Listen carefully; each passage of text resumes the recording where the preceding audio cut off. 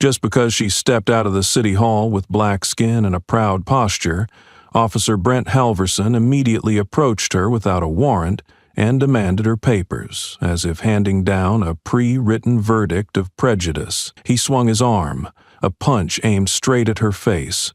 No hesitation, no trace of humanity. But what he didn't know was that the woman he targeted was a senior advisor to the Department of Justice, and her husband was an FBI agent. What punishment awaits the man who believes he has the right to crush others simply because he thinks they'll stay silent forever? Watch until the end for the answer. Lydia Monroe descended the stone steps of City Hall with the composure of someone carrying not just authority, but intent. The portfolio in her hand bore the red seal of the Department of Justice, a symbol not of suggestion, but mandate. Her black, tailored suit gripped her shoulders in silence. Her heels tapped the granite with a rhythm too calm for anyone approaching a war zone. Across the plaza, to the left of the wide circular fountain, Brent Halverson stood half-shaded under the frame of a rusting lamppost, a patrolman in uniform but not in conscience. His sunglasses reflected the midday sun like twin interrogation lights. His mouth twisted slightly as he tilted his head,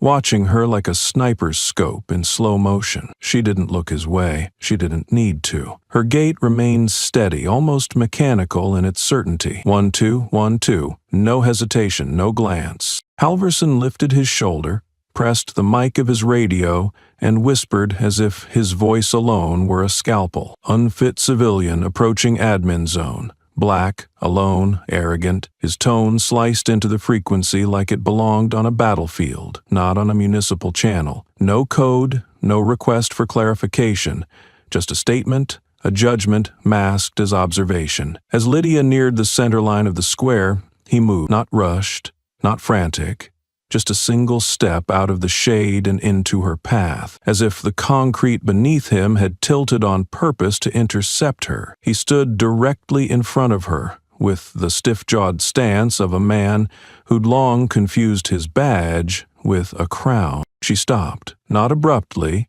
She simply ceased to advance, as if her momentum had never truly depended on movement. Her eyes didn't blink, her arms didn't twitch. The only sound was the final click of her heel meeting the pavement as she came to rest an arm's length from his chest. He didn't offer a greeting. He didn't state his name. He didn't even nod. Instead, his mouth opened just enough to spill one flat, commanding word into the open air like an ash dropped onto a rug. Identification. There was no urgency in his voice. Only challenge. The kind of word a man throws like a dart at a face he's already sentenced. Lydia remained upright. Her right hand held the folder. Her left arm relaxed at her side. She didn't reach into a pocket. She didn't flinch. She didn't answer. Halverson leaned forward by 1 inch, just enough to mark territory without technically crossing a line. His chin lifted slightly, neck muscles tight, nostrils flared like a wolf pretending not to bare teeth. He looked her up and down in one slow movement, eyes pausing on the seal of the DOJ, then ignoring it as if he were blind by choice. His lips curled, just enough to hint at the contempt buried behind his tone. Lydia's silence wasn't a protest. It was architecture, immovable, designed intact. Her eyes met his now, not in defiance, but in dismissal, not anger, not submission, just a kind of quiet superiority, like someone watching a storm roll in from behind bulletproof glass. She didn't offer her ID yet and didn't speak, not because she couldn't, but because the question didn't warrant an answer, at least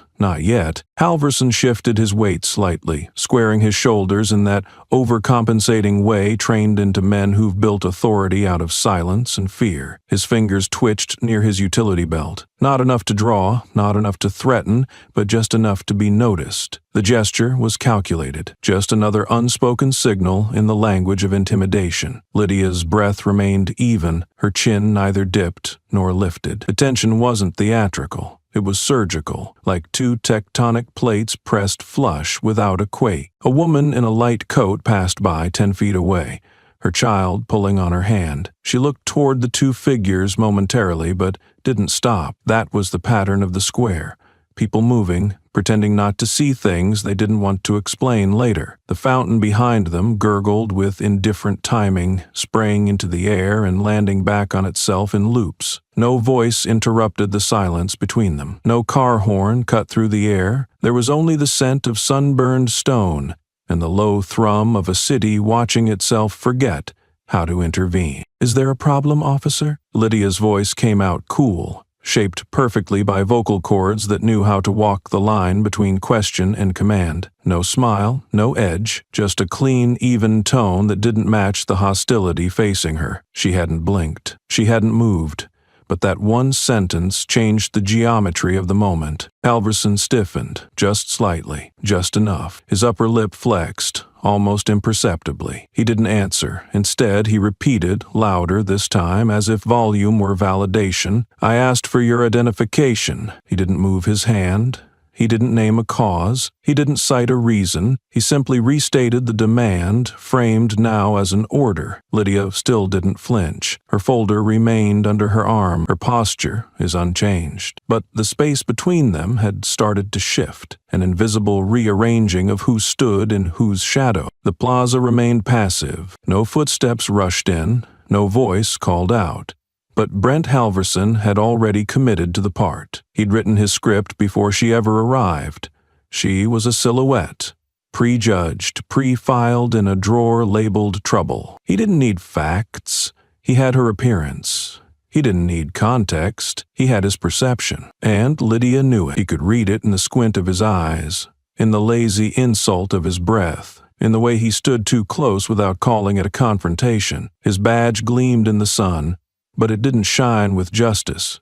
It shone like brass on a weapon kept too clean to question. And still, Lydia didn't move. She didn't argue. She didn't explain. Her power wasn't in her voice. It was in her stillness, in her refusal to perform, in the razor-edge distance between his aggression and her calm. She didn't back away. She didn't lean forward. She simply existed, fully and without permission. Brent took a step closer, not enough to violate protocol, but enough to dare her to mention it. His boots thudded against the pavement like punctuation marks. His nostrils flared again. "You hear me?" he asked, not because he needed an answer, but because he needed to feel above her silence. Lydia's expression didn't shift, but her left eyebrow lifted. A single motion so precise it might as well have been a legal objection filed mid-sentence. She reached into her jacket pocket, not rushed, not delayed, and pulled out a slim wallet, embossed in black. She opened it. The seal caught the light, but she didn't offer it forward. She held it in her palm,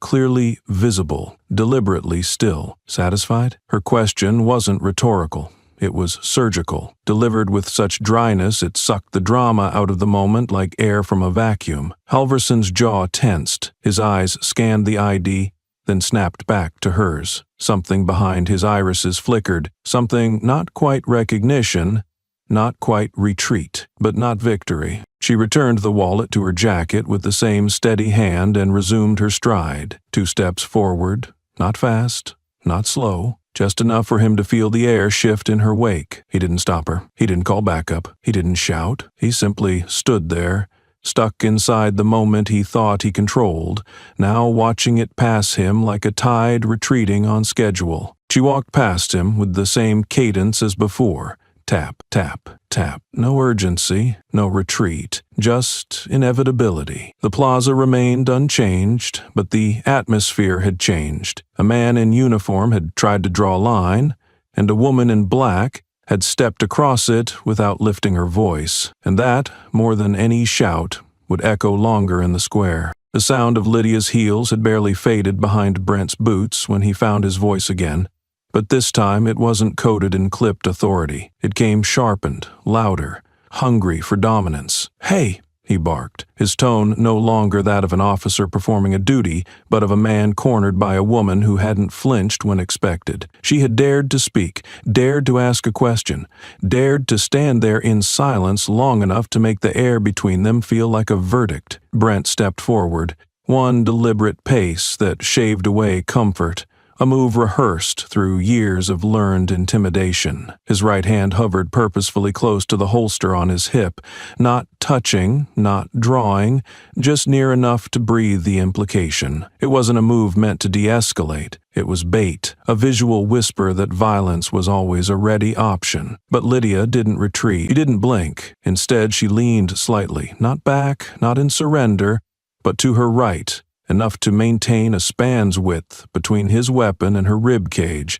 as if to redraw the boundary he tried to erase. One small motion, perfectly calculated, perfectly legal. Her silence mocked the threat without naming it. "What's the matter?" Brandt sneered, voice dripping with sarcasm wrapped in asphalt. "Cat got your mouth, counselor? Or are you trying to remember what page in that DOJ rulebook you forgot to memorize?" His words didn't just challenge her credentials, they insulted her presence, her skin, her calm. She met his stare with the patience of someone who'd seen bigger monsters wear shinier medals. Still, she said nothing. Not yet. That restraint unsettled him more than any outburst could have. He leaned closer now, his breath carrying the heat of spoiled confidence. "I know your type," he hissed, and this time the disdain twisted his voice like a blade. "You talk like a lawyer, but walk like you think rules apply to you differently. Hate to break it to you, but out here, nobody gives a damn what titles you put on your little folder, especially when you got a face like that." The insult cracked the air like dry lightning.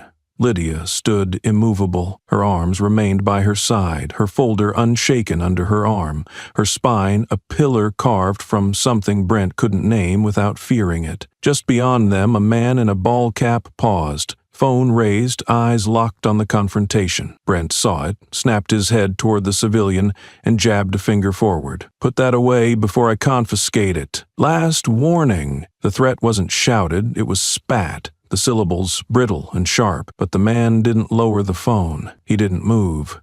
That silent defiance sparked something in Brent's jaw. He turned back to Lydia, but the ground had shifted. She hadn't moved an inch, yet she was now taller, heavier, louder. Without uttering a word, her voice, when it came, didn't rise. It slid in low and almost intimate in tone, but unshakable in weight. "If this exact footage plays in front of Congress," she said, her words dipped in precision, "how long do you think you'll still be wearing that uniform?" It wasn't a question. It was a prognosis, delivered soft enough to miss, but with edges sharp enough to bleed. Brandt's face twitched, not the whole thing, just the corners of his mouth, the tightness behind his eyes, the way his hand suddenly realized how close it had drifted to his holster. He didn't answer her. He could not without losing control, not without showing how much power had already left him. His gaze darted between her eyes and the camera lens, catching everything from 10 feet away. The sun wasn't hot, but sweat gathered beneath his collar. Lydia didn't wait for his reply. She didn't indulge his silence. Her eyes said enough. They held the same glint as steel behind glass, a strength refined, not paraded. The plaza was no longer a backdrop. It was a courtroom, silent, waiting, and in it stood a woman refusing to be pressed and a man discovering that not every tool on his belt could fix the crack in his authority. Brent tried to recover. "I'm conducting an investigation," he said, louder now, reaching for protocol to cloak his intent. But the lie stank of desperation. His stance betrayed it. His proximity reeked of it. Lydia didn't challenge the statement. She let it rot in the air between them, unacknowledged, unworthy. The tension didn't burst. It solidified, each second adding another inch of ice around the absurdity of the scene. One officer, bristling with ego, barked threats into the silence. One woman, armed only with certainty, refused to cower. She didn't need to threaten. She didn't need to push. Her presence was the challenge. Her restraint was the response. Brant could fill the space with all the noise he wanted, but it wouldn't erase the image now settling into everyone's memory. A badge-wielding man baiting a calm, black woman in broad daylight, reaching for authority like a drunk reaches for dignity. Loud, clumsy, doomed. Lydia adjusted the folder under her arm, a small motion that somehow spoke louder than anything he'd said. She wasn't breaking, she wasn't leaving, and most importantly, She wasn't afraid. Brent's eyes flicked again toward the phone. His power, once assumed, now hung by the thread of an online upload. And still, Lydia said nothing more. She'd given him one line. It was enough. She wasn't here to argue. She wasn't here to teach. She was here, present and unmoved, and that was the thing he couldn't process. He was used to noise, to shouting, to hands raised in surrender or voices cracked from panic, but she gave him none of it. Just a gang-length gap and a look that measured his worth without a single unit of respect. The silence between them throbbed now, not because it was empty, but because it was full of judgment, of pressure, of witnesses who would later say they'd seen a woman stand still while a man tried to make her disappear. Brent opened his mouth again, words loaded and ready, but they stumbled on their way out. Something in her stillness had altered the air. This wasn't just a standoff, it was a test.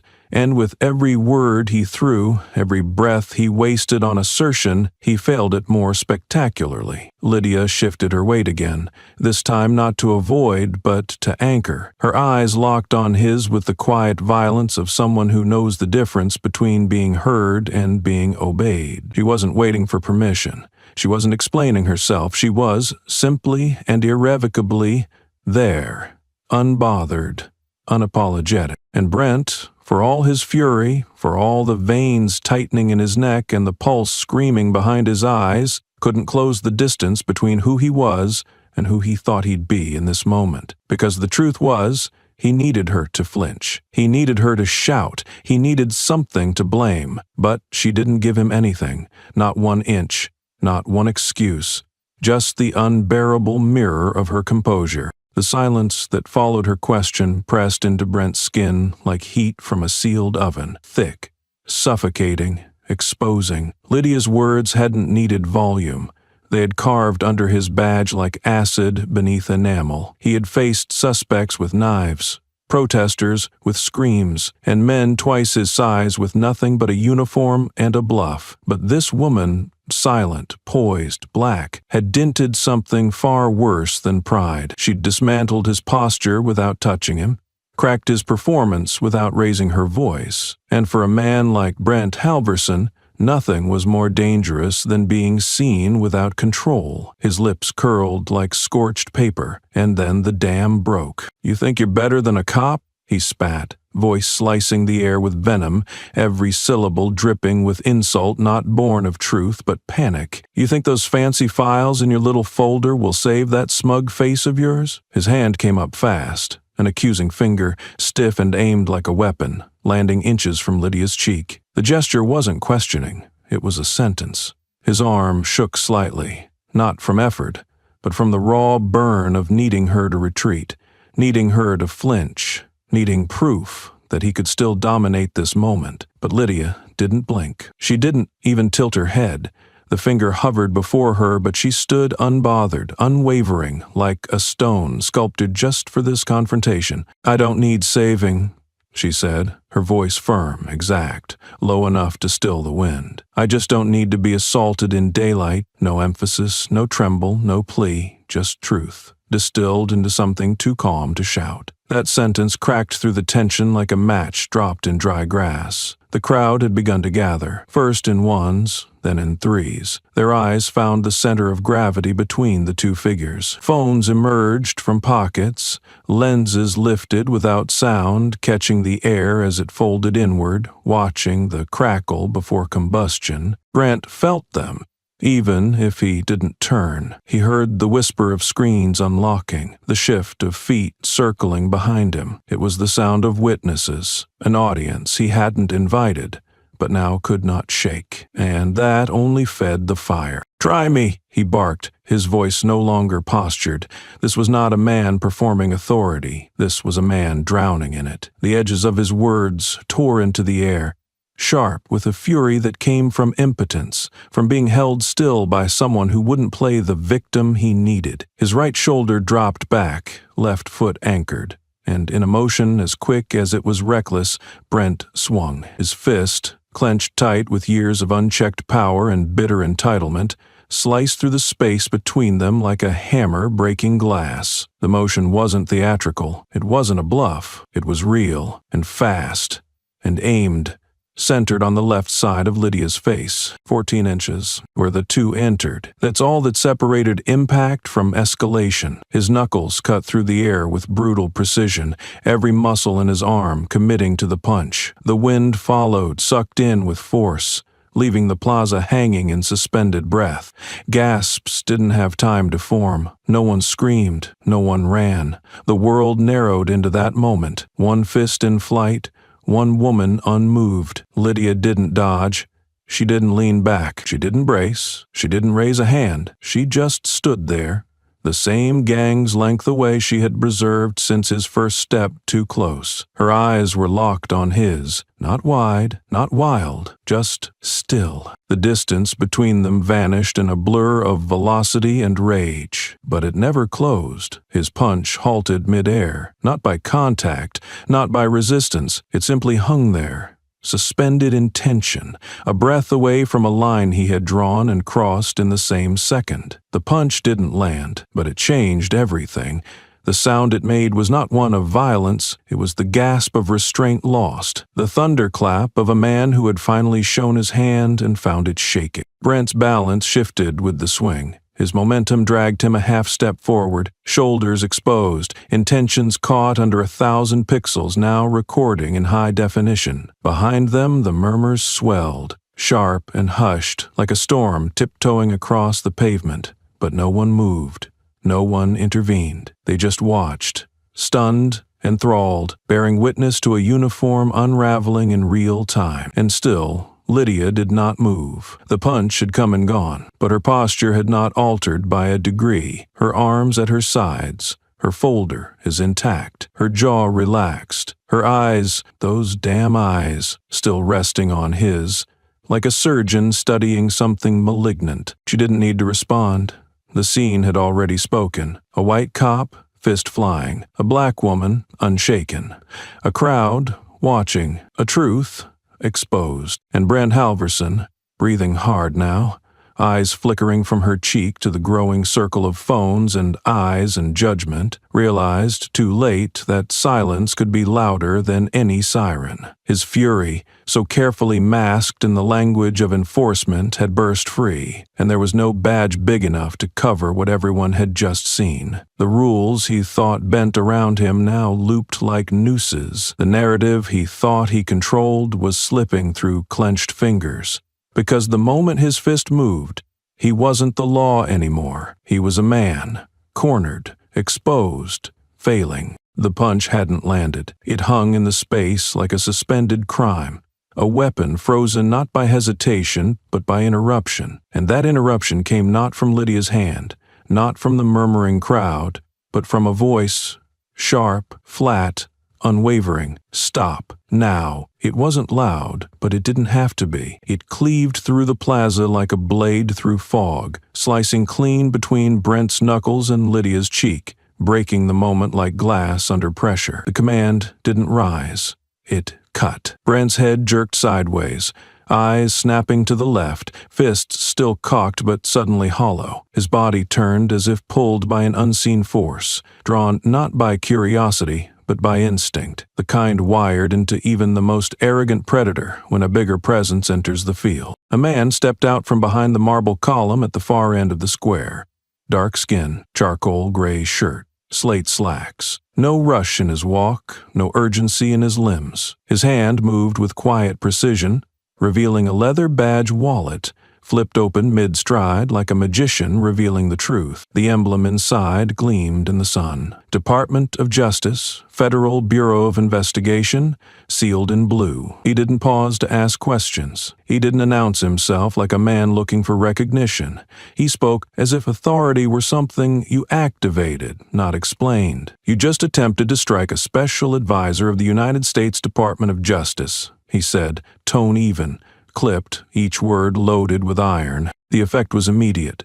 Brent's arm dropped an inch, his spine locked. His mouth hung open just enough to reveal the panic forming behind his teeth. He didn't ask who the man was. He didn't dare. Because whoever he was, he didn't ask Brent for a damn thing. He told him what had just happened, and it was clear from the voice alone that this man wasn't narrating an opinion. He was filing evidence in real time. Lydia turned, finally, but she didn't look at the man. She didn't rush to his side. She simply shifted, one foot sliding half a step backward, not toward safety, but to draw the line sharper. Now Brent stood precisely in the no-man's land between her and the newcomer, a buffer zone carved out of silence and control. Her head turned just enough to expose her profile, but her eyes stayed on Brent. She still hadn't blinked. The man in gray stopped walking. Not abruptly, just precisely. He came to a rest just outside Brent's reach, badge still visible, arms relaxed. His presence rewired the atmosphere. The tension didn't break, it reconfigured. No longer Brent versus silence. Now Brent stood between power unearned and power undisputed. The crowd, sensing the shift, drew in breath collectively.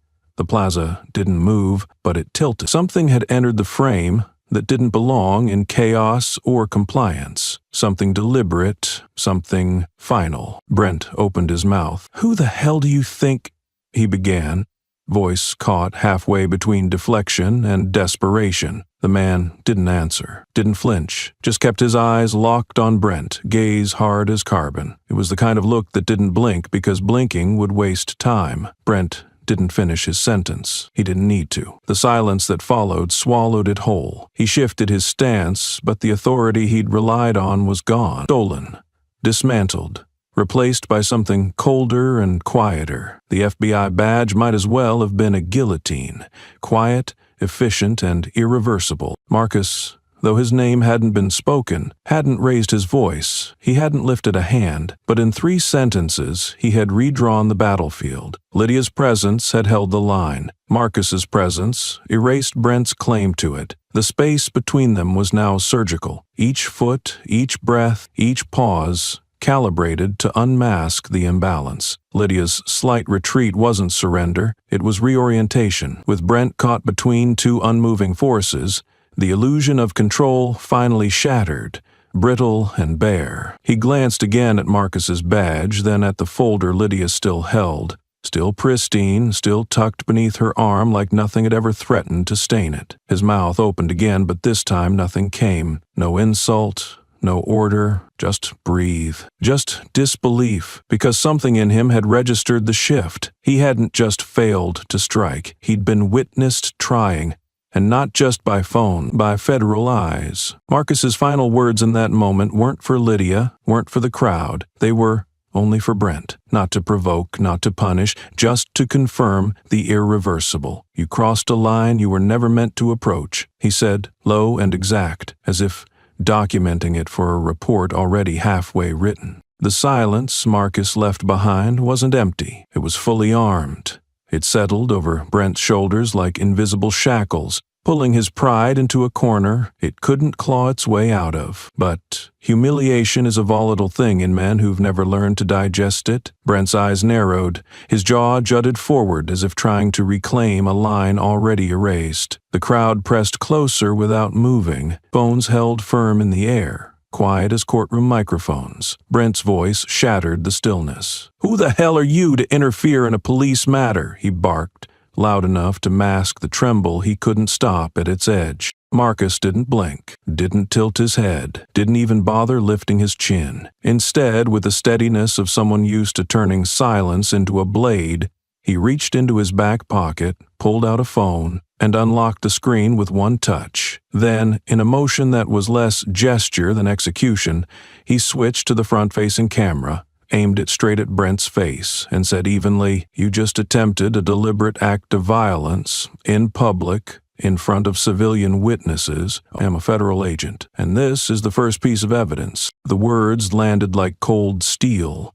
Precise, deliberate, permanent. Brent flinched, just slightly. Not from fear, but from the weight of a reality he hadn't consented to. His body remained in posture, but his mind had already begun to calculate exits, angles, and denials. He looked toward Lydia, still a half step behind Marcus, her presence undiminished, her eyes no longer locked on Brent, but now resting, not softened, on Marcus's back. Brent saw that look and mistook it for a lifeline. "She yours or something?" he said, voice coiled with sarcasm and something deeper. Confusion disguised as confidence, a last-ditch effort to reframe the narrative he no longer owned. "What is she to you?" Marcus turned his head, just enough to let the words out sideways. Sharp and dry. "She's the person that if you ever touch again, your personnel file will be erased from every server in the Justice Department within 3 minutes. He didn't raise his voice. He didn't shift his stance. But the temperature dropped like a guillotine's shadow. The line wasn't a threat. It was a mechanism, already primed, already moving. Brent's lips parted, but no sound came. For a second, his brain chased after explanations, protocols, rehearsed defenses, but none of them fit the shape of the moment. Marcus hadn't declared war. He'd declared closure. Not a man trying to dominate, a man simply ending things. And Lydia, still silent, stood like punctuation to a sentence Brent had never understood. Power doesn't always look like volume. Sometimes it's the stillness that speaks last. He blinked, once, then again. But the world around him didn't revert. It didn't correct itself. The crowd had not dispersed. The phones had not dropped. The man before him had not flinched. And the woman he'd tried to reduce to a file number stood taller in his peripheral vision than any badge on his chest. Marcus lowered the phone but didn't pocket it. It remained in his hand, active, glowing, aimed. Brent could feel the lens on his skin like static, and in that glow, every lie he'd ever told in uniform began to sweat through the fabric of his collar. Because for the first time, the camera wasn't behind him. It was pointed directly at his instinct. Brent's eyes flicked between the phone still pointed at him and the woman he couldn't break, between the badge that stripped his bravado and the silence that mocked his threats. Logic had already left him. What was left was raw instinct, the kind that reacts not with thought but with the desperate swing of a man drowning in his ego. His fingers shot out without preamble, snatching the edge of Lydia's sleeve as if dragging her back into a world where he still believed he had control. The motion wasn't planned. It was primal, a reflex carved by years of unchecked dominance, the last twitch of authority trying to resurrect itself through physical contact. But the moment his hand closed on her fabric, the world snapped around him. Marcus moved. There was no warning, no shout, no build-up. He crossed the space in a single step, not fast but inevitable, a shift in gravity rather than motion. His hand locked Brent's wrist with surgical precision. The other arm swept under and around, twisting at the shoulder, pivoting Brent off his balance with force not born of anger but of training. Brent's body turned against itself. His knees buckled, his spine bowed. In seconds he was down, face inches from the pavement, the texture of stone scraping his breath. No one shouted, no one cheered, there was no spectacle, only the sound of breath exiting his chest in one violent gasp. Marcus didn't slam. He didn't shove. He applied the maneuver with the brutal clarity of a man who knew exactly how much pressure to use to unmake a threat. His knee hovered just above Brent's back, his grip locked and unwavering. Brent struggled, but the movement was meaningless, more memory than resistance. Lydia stood still, her arm now released, sleeve creased, untouched by panic. Her voice came quietly, deliberately. "You don't have to hurt him." Marcus didn't look up. His tone stayed low, spoken near Brent's ear, measured and final. He needs to understand who's in control. It wasn't said with anger. It wasn't vengeance. It was a structure. Fact stated aloud for the benefit of the man squirming under the weight of his actions. Marcus's hand adjusted slightly, securing the hold, preventing injury without relinquishing the lesson. Brent's face twisted against the sidewalk, jaw clenched, eyes wide, not from pain but from humiliation. The crowd had grown. Phones angled down toward the man, now grounded by consequences. No uniform could protect him from what was being recorded.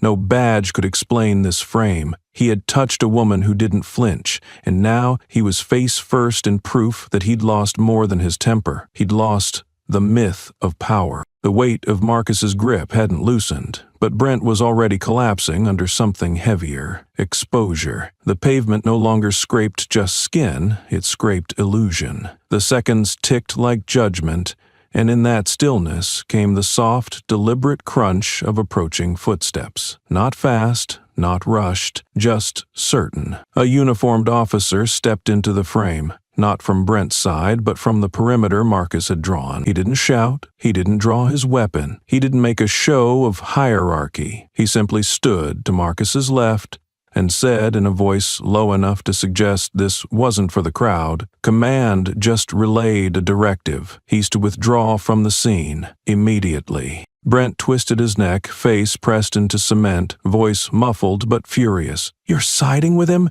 He spat, the words cracked with betrayal, sharp with disbelief. "You're doing this now? You think he outranks me?" The officer didn't answer. He didn't move. That silence spoke more than any justification could have. Brent's mouth twisted into a sneer as he turned the venom toward Marcus. "You planned this," he hissed. "You set me up." But Marcus, calm as law carved in marble, finally moved, not from his position, but from the quiet he'd held with clinical precision. He reached into the inner pocket of his coat and pulled out a sealed manila envelope. It wasn't dramatic. It didn't need to be. The paper was thick. The seal is unbroken. The typeface on the label is printed, not handwritten. Marcus let it hang for a moment in the light, before crouching slightly and placing it, clean and flat, on the sidewalk next to Brent's cheek. "This," he said evenly, "is a copy of your internal summons, initiated 6 weeks ago by the department's Oversight Division. You've been under review for patterns of excessive force, procedural bypass, and racial profiling. You just confirmed every suspicion in real time." Brent froze. Not because he understood the full implications, but because the words hit him like code he hadn't known was being written about him. His eyes flicked to the envelope. His breathing grew louder. Somewhere in his chest, recognition began to bloom, but not the kind that saved you, the kind that came too late. His voice cracked in a half snarl. "No one told me." Marcus didn't blink. "You weren't meant to know. And Spy, we needed the real you to show up." The crowd didn't cheer. The cameras didn't zoom in.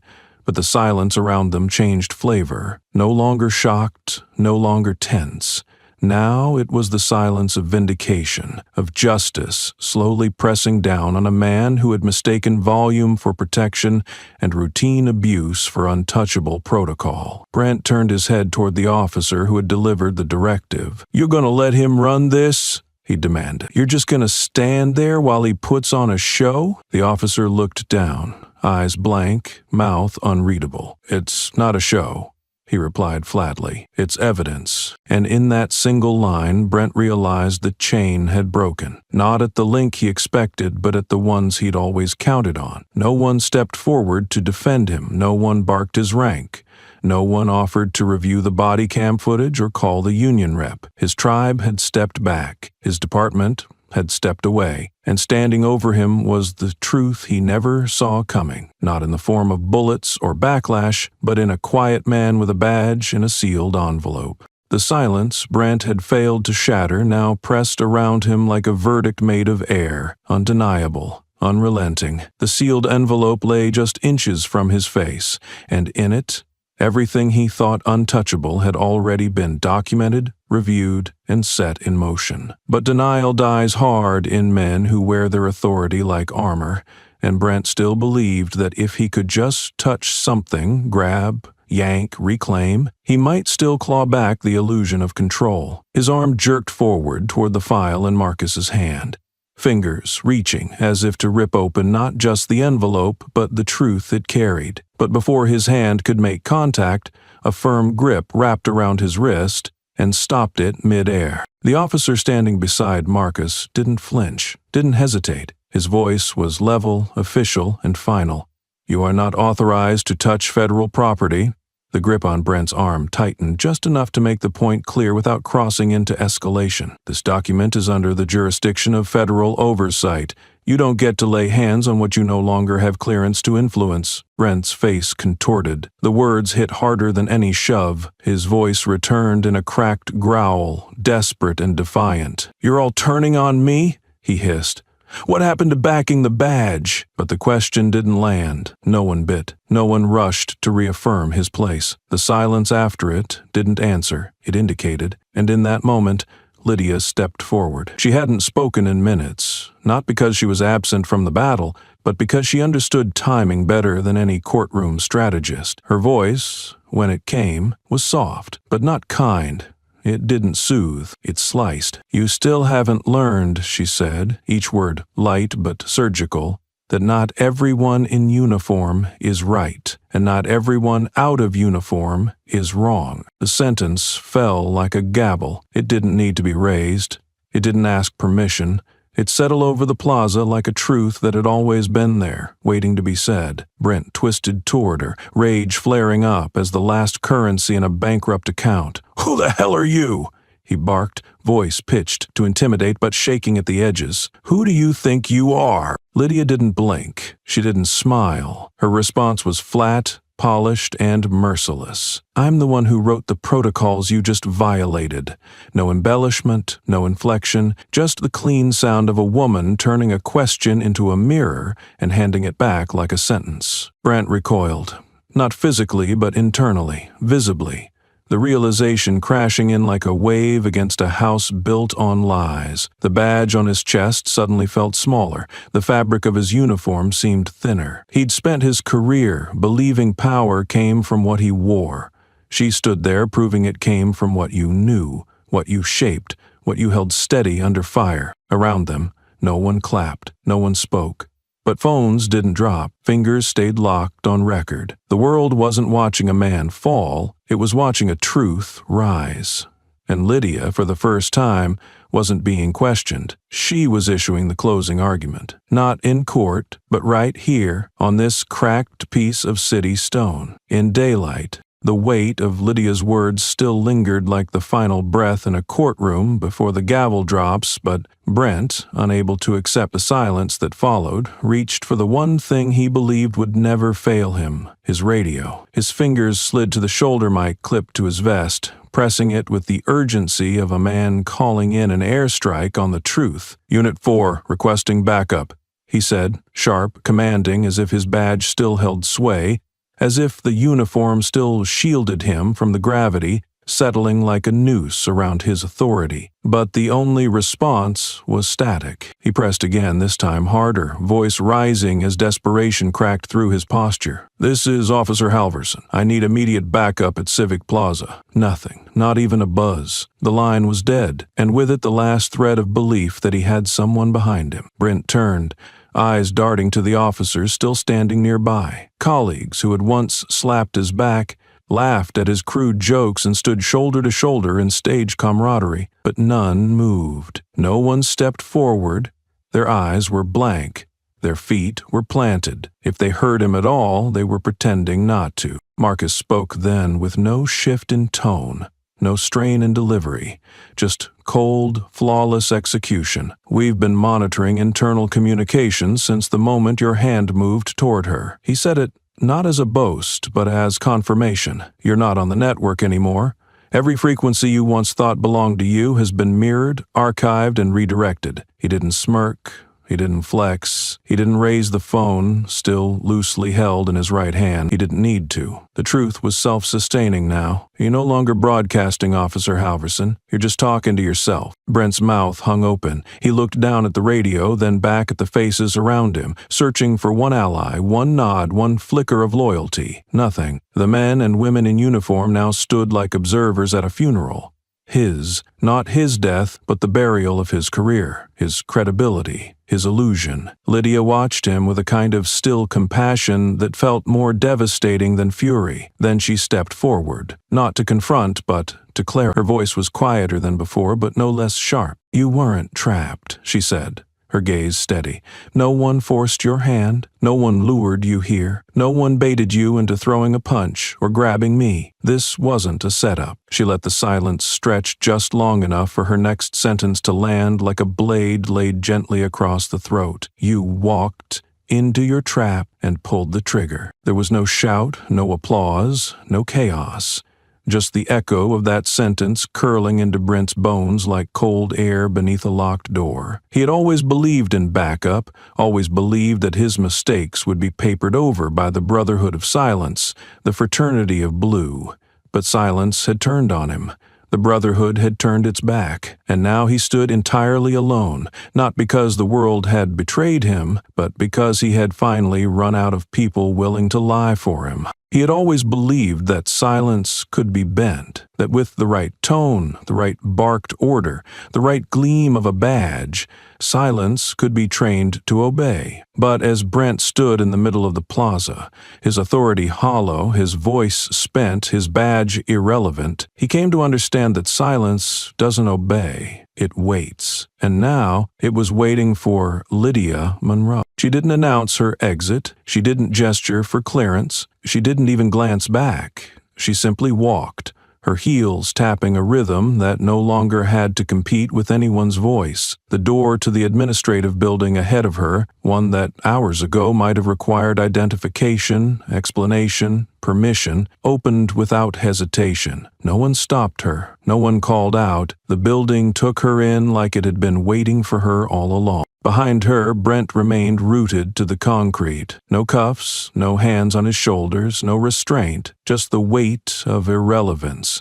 heavier than any shackle. The people who had once called him sir, who had laughed with him, covered for him, and turned away from his shortcuts now stood off to the side. They weren't shielding him.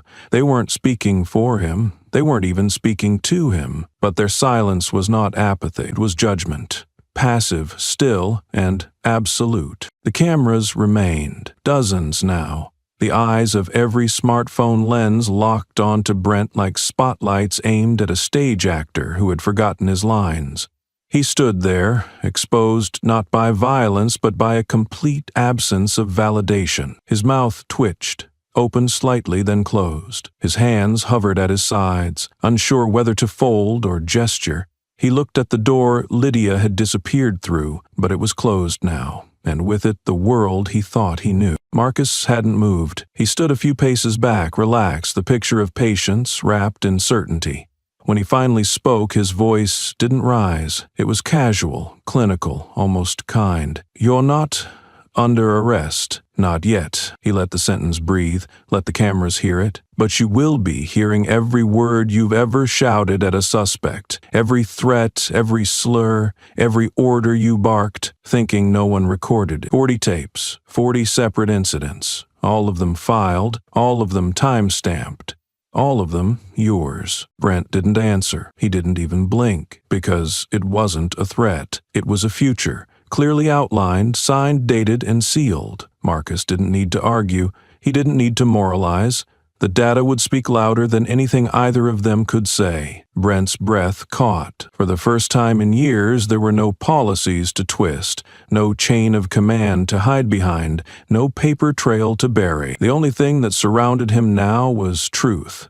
And cameras. Always cameras. Above them, a breeze stirred the edges of the plaza, tugging gently at the hem of Marcus's jacket. The scene wasn't loud, it wasn't violent, but it was irreversible. Brent had lost nothing that could be physically taken. His uniform was still on, his hands were free, his feet unshackled, but everything that had once made him untouchable had been peeled away without a single raised voice. Power hadn't yelled, it had been documented. By the time the sun dipped below the courthouse dome, casting long shadows across the stone that had borne witness to silence sharper than any shout, the footage had already crossed state lines. It wasn't leaked. It didn't need to be. It surged, one clip 39 seconds long, filmed from a civilian phone on the south side of the plaza, framed by shaking hands and the occasional gasp. There was no editing, no overlays, no commentary, just raw capture. Brent's voice rising, Marcus stepping in,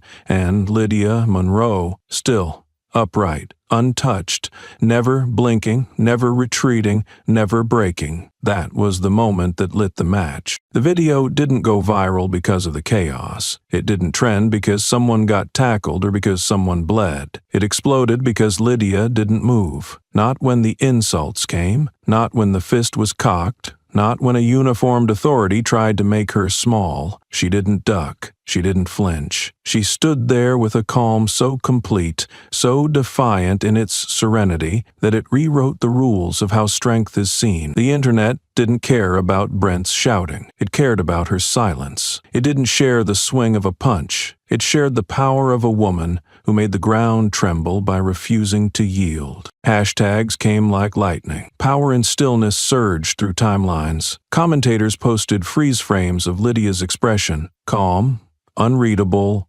unmovable. Some circled the tilt of her head, the set of her jaw, the unwavering line of her gaze. Others simply let the image speak for itself. News anchors replayed the clip in slow motion, looping the moment Brent's arm stopped mid-air and the moment Lydia didn't even blink. Panelists on national broadcasts spoke less about justice and more about composure, less about confrontation, and more about what it meant to stare down decades of institutional intimidation and not even shift your weight. She didn't smile. She didn't frown. She simply endured. And in a world accustomed to fireworks and breakdowns, the restraint was electric. The clip was dissected by analysts, voice coaches, and body language experts. Primetime specials ran digital breakdowns, mapping micro-expressions like blueprints to revolution. But no matter how much they analyzed her stillness, they never found weakness. They found control, poise, authority forged not in sound, but in refusal. She became a case study overnight, not in protest, but in presence, not in resistance, but in refusal to vanish. Lydia Monroe, special advisor to the Department of Justice, didn't make a speech. She didn't rally a movement. She didn't ask for the spotlight. She simply stood in it and let the world decide whether or not it had the courage to look her in the eyes. And the world did. The world didn't wait.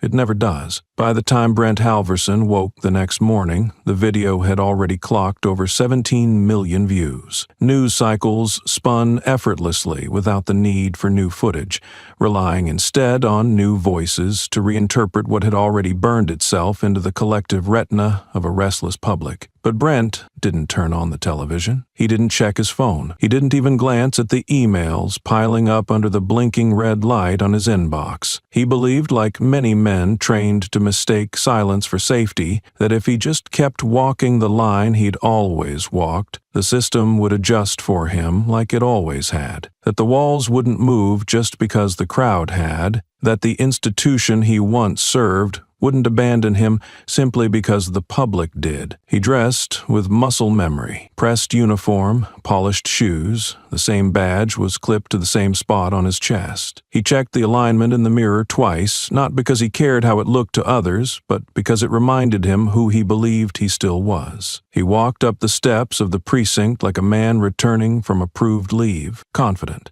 chin up, shoulders squared. There was no hesitation in his stride, only the ritual of habit. The same entrance he had passed through for over a decade loomed ahead, glass doors tinted just enough to suggest authority without offering transparency. He pulled his ID from his pocket, the standard issue blue and gold laminate, edges worn down from years of use, corners curled slightly like the rules he used to bend. It was familiar in his hand. His thumb ran over the surface like it might activate muscle memory in the door itself. He pressed it to the scanner beside the entry turnstile, already composing in his mind the conversation he'd have inside, already imagining the nods he'd receive from behind desks and monitors. The scanner responded with a sound, not the expected welcome chime, not the soft confirmation of belonging. It was a beep, sharp, quick, and unmistakably red. Brent stared at it. The turnstile remained locked. He tried again. Better. Red. The sound felt louder the second time, not because it was, but because silence had now gathered behind him, pulling at the edges of the moment. Someone cleared their throat a few feet away,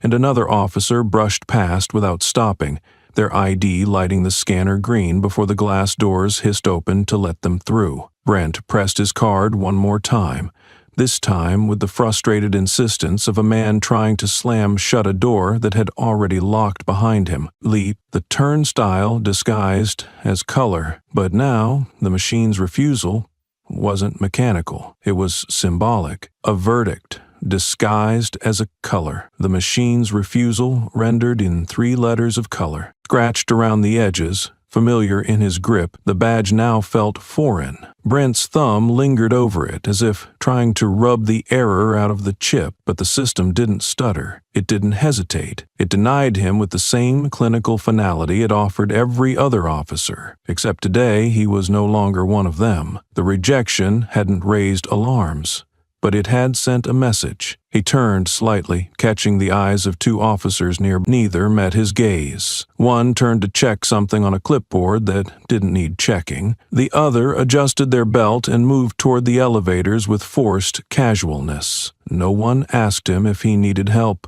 No one asked why the scanner failed. They already knew. He shifted his stance, jaw tightening. His instincts told him to speak, to call someone over, to demand this be fixed. But the instinct was too slow. A voice had already come from his left. "They already pulled your access."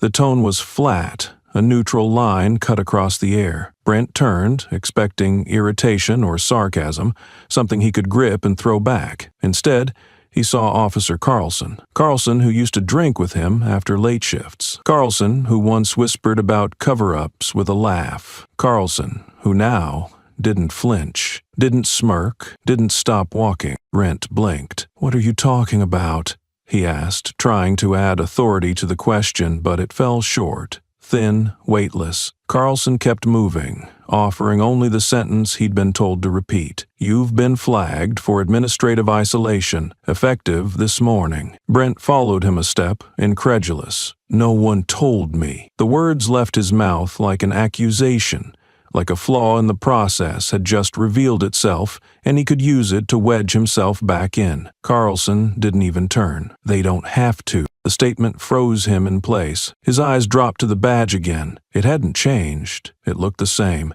But now it was just plastic, just a name and a photo, a formality from a past that no longer counted. The silence around him was thicker now, not curious, not concerned, just present. Brent looked up and watched another officer walk past. She didn't slow, she didn't glance. Her badge lit the scanner green without resistance. The turnstile opened. She walked through, and Brent stood still, a red echo pinned to his hands. Each second that passed added weight to the reality that no one was coming to fix this. No one was pulling strings in the background.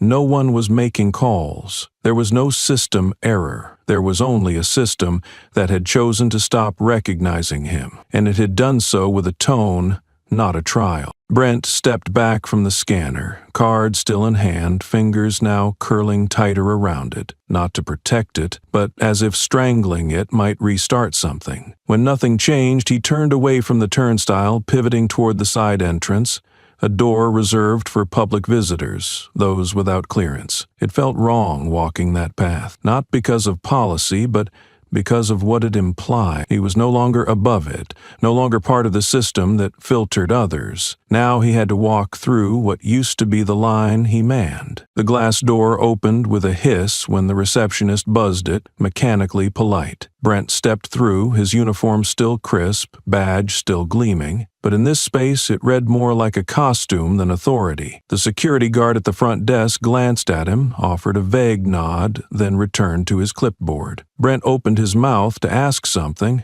anything, but no words landed. His questions were no longer requests. They were interruptions. He moved down the hallway, past posters he had memorized years ago, guidelines for use of force, disciplinary flowcharts, PR statements about public trust. Now they loomed larger, more mocking. One poster in particular caught his eye, a blown-up photo of officers with arms around school kids. The caption reading, "Here to serve, here to stay." Brent's reflection hovered faintly on the glass frame, disjointed by the lights above. He kept walking, pacing toward the internal wing he knew best. His boots echoed down the linoleum stretch, steady but no longer confident. At each checkpoint he hesitated, half expecting a hand to stop him, half hoping one would, but no one did. That was worse. By the time he reached the bullpen, the rhythm of work inside hadn't paused. Phones rang. Keyboards clacked, voices rose and fell, but none of it belonged to him anymore. No heads turned. No one tracked his arrival, not in the way they once had, acknowledging him with the grudging respect of someone with reach. Now, they just passed over him like air. The desk he once claimed was still there, but it had been stripped.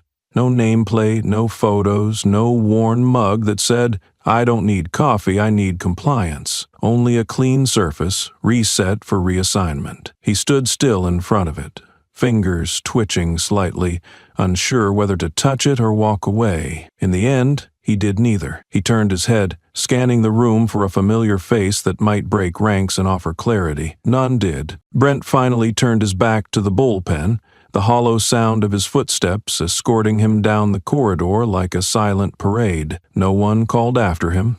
No one followed. Even the air seemed thinner here. He reached the hallway that led to internal affairs. The door at the end, usually propped ajar with careless indifference, was now firmly shut. On it, taped squarely in the center, was a plain sheet of white paper, typed in all caps, no logo, no signature, just state full Turner review. Officer Brent Helverson. Unfreezing process. All conflict files on record, dating back to 2018. The paper did not scream. It didn't need to. Its stillness was louder than any accusation. Brent stared at it, unmoving. For once, the badge clipped to his chest felt heavier than metal. Its weight had flipped. It was no longer proof of belonging, but a marker of everything now under scrutiny. He reached for the doorknob out of habit. Locked. Of course it was.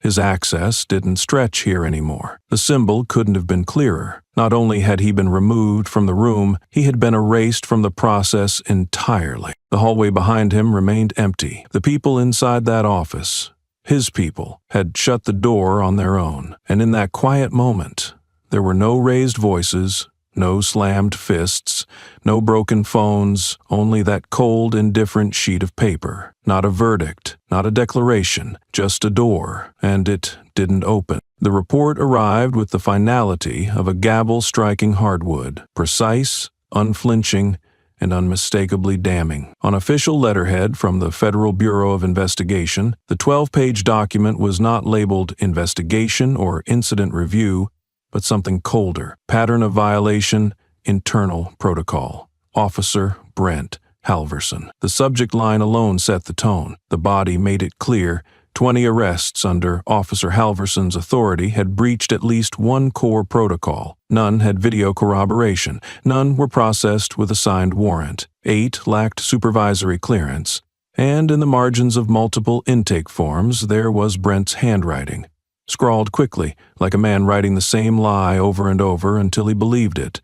Subject resisted arrest. Displayed aggressive behavior, required escalation. These notations had once justified bruises, detainments, and silence. It didn't help Clinton. Now they exposed a sequence, a loop, a pathology. But it wasn't just what was there. It was who. 12 out of 20 victims were African-American males between the ages of 17 and 35. 4 had died in custody. One, David J. Halloway, sustained permanent brain damage after being slammed into a squad car head first. He hadn't spoken since. The others bore less visible scars, lost jobs, dropped scholarships, family estrangements, fractured trust. And yet, every report echoed the same phrase. Subject was combative, intervention required. No body cams, no bystanders interviewed, no follow-ups, just forms with ink and initials. The evidence wasn't speculative, it was archival. It came from Brent's own hands, his pen, and that made it unshakable. The red ink used by federal auditors to annotate his reports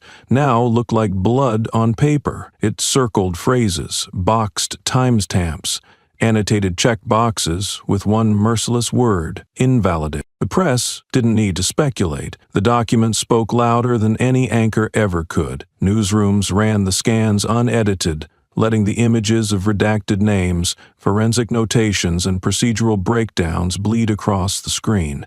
Commentators didn't offer outrage, they offered silence, interrupted only by the turn of each new page on air. The story was no longer about Brent. It had become about pattern, about the ease with which authority becomes habit and habit becomes harm. Civil rights attorneys began circling the dates, matching them with public complaints that had been dismissed for lack of evidence. But now the evidence was there, in Brent's handwriting, in timestamps he never thought would be cross-referenced, in the grainy records of procedural shortcuts no one had questioned until now. One former officer, anonymously interviewed, summed it up with brutal clarity. He didn't think he was lying. He thought he was the law. The department's PR team released a 3-line statement by noon.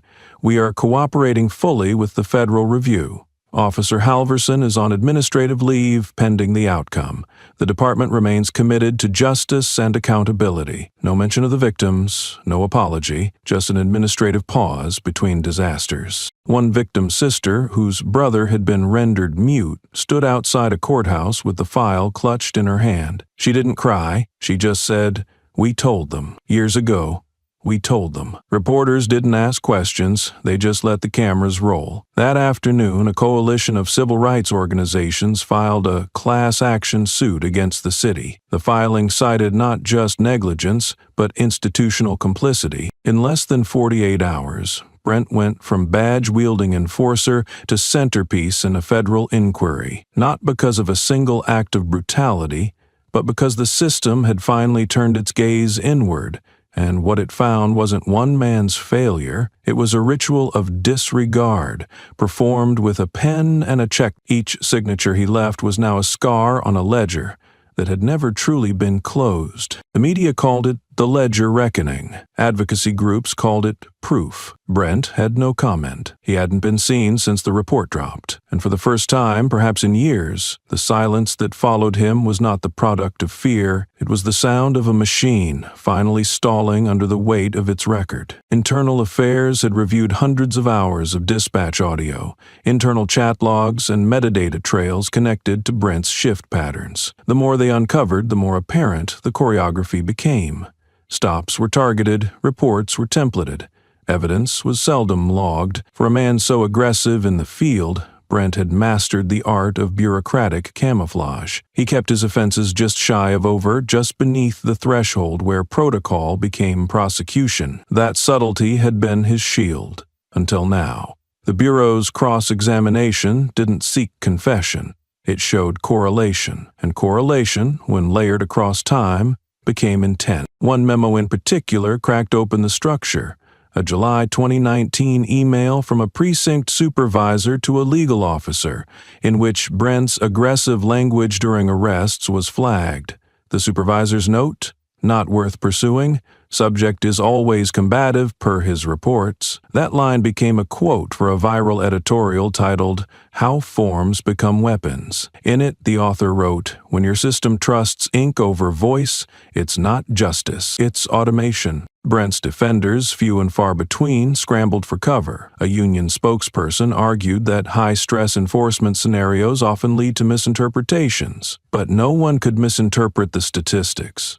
The racial skew was indefensible. The handwritten notes betrayed something even deeper: assumption, presumption of threat, presumption of resistance, presumption that his version of events would never be questioned. He'd been right for years, he was just wrong now. More names emerged. One by one, the lives behind the files surfaced. Gregory Lane, detained without cause at 17, missed his college interview. Omar Richards, held in a squad car for 3 hours because Brent smelled marijuana. No substance was found. DeAndre Hill, a youth counselor, arrested outside his community center during a noise complaint. The center was silent. No charges were ever filed. These weren't outliers.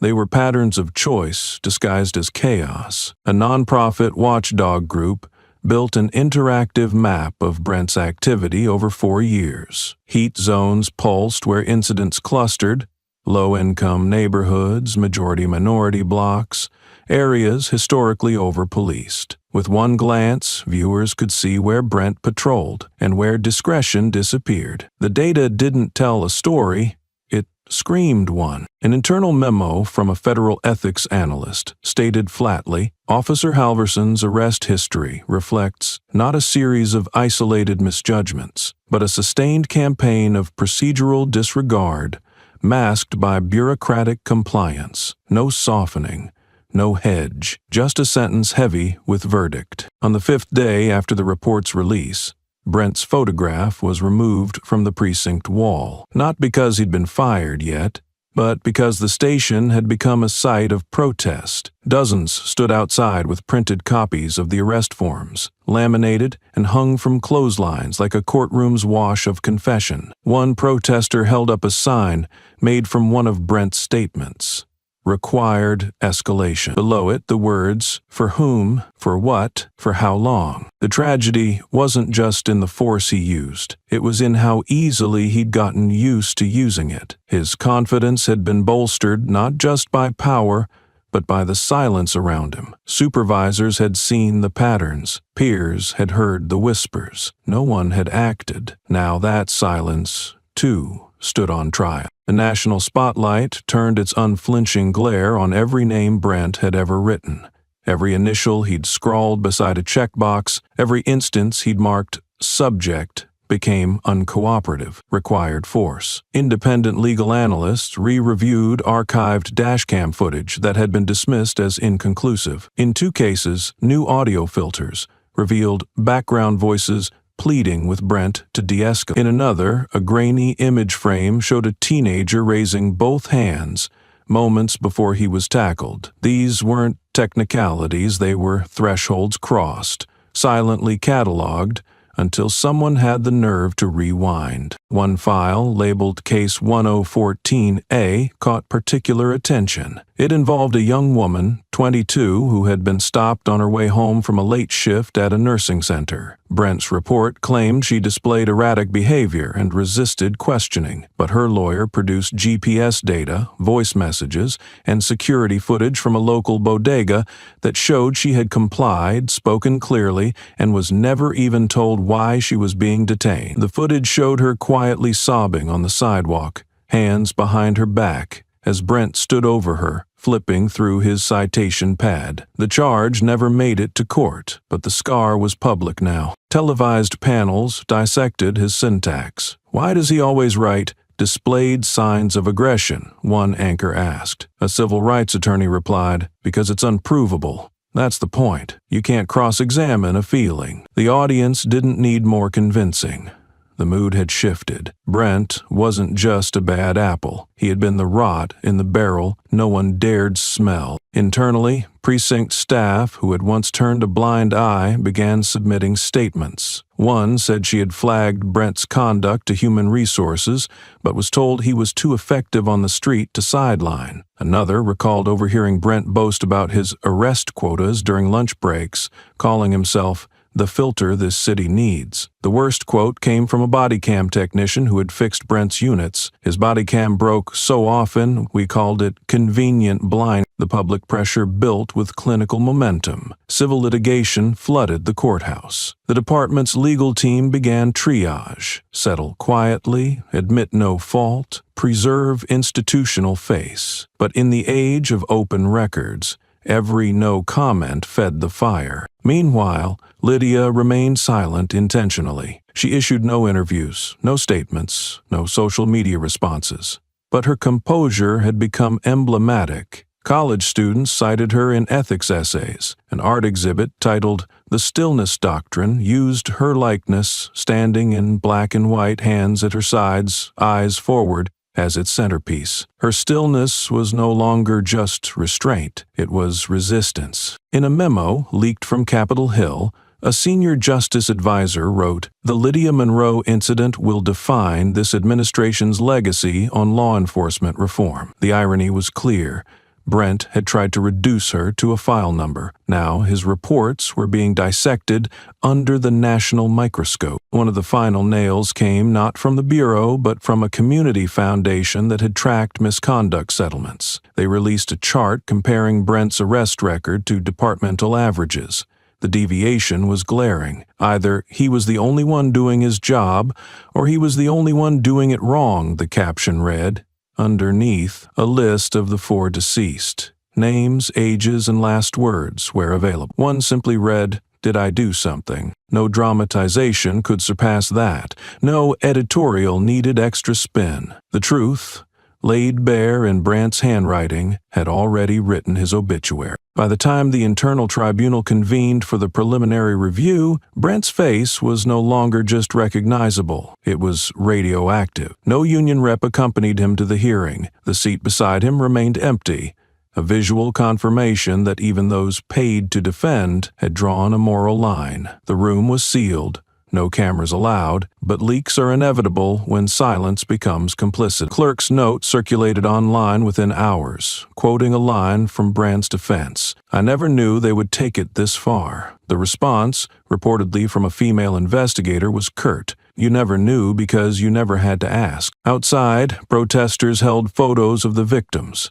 Not glamorized headshots, just real faces, unfiltered and familiar. School portraits, driver's license IDs, even a crumpled Polaroid from a father who never deleted his son's last birthday photo. The crowd wasn't enormous, but it didn't need to be. Its stillness, again, said everything. One by one, survivors and their families began releasing their statements. A mother spoke on the steps of the courthouse, holding up the page Brandt had written the phrase "non-compliant subject" on. "This is my son," she said.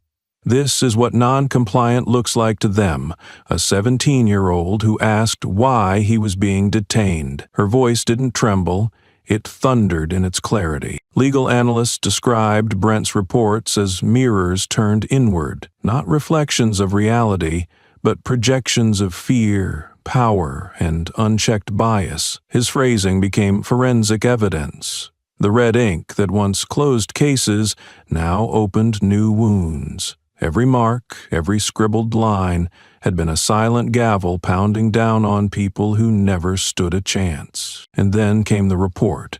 Compiled by an independent review board, the 312-page dossier detailed procedural failures, abuse of authority, repeated patterns of racial targeting, and a chronic absence of oversight. Brandt had been flagged by 3 separate oversight tools, all overridden by supervisors citing operational necessity. The system hadn't just failed to stop him, it had greased the wheels. The most harrowing section covered the man who lost his ability to speak. His sister read his statement aloud at a press conference, her voice cracking but never breaking. "He wants you to know he remembers the sound of Brandt's boot before it struck him. He remembers the words, 'Stop resisting,' screamed as he lay still. He remembers silence and now lives inside it." The statement ended not with blame but with a call to truth. "We don't want revenge. We want names. We want admissions.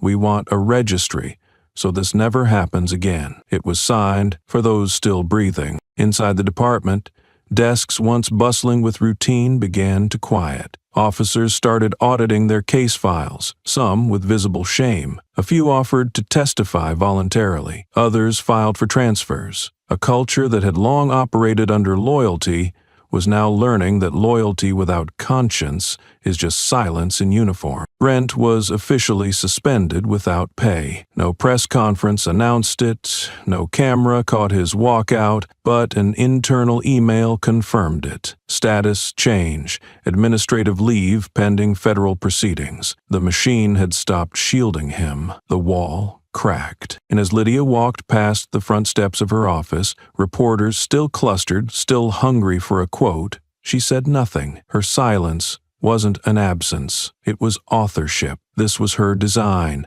not to scream, not to strike, but to set a system in motion that would eventually eat the rot it had ignored. One last detail leaked.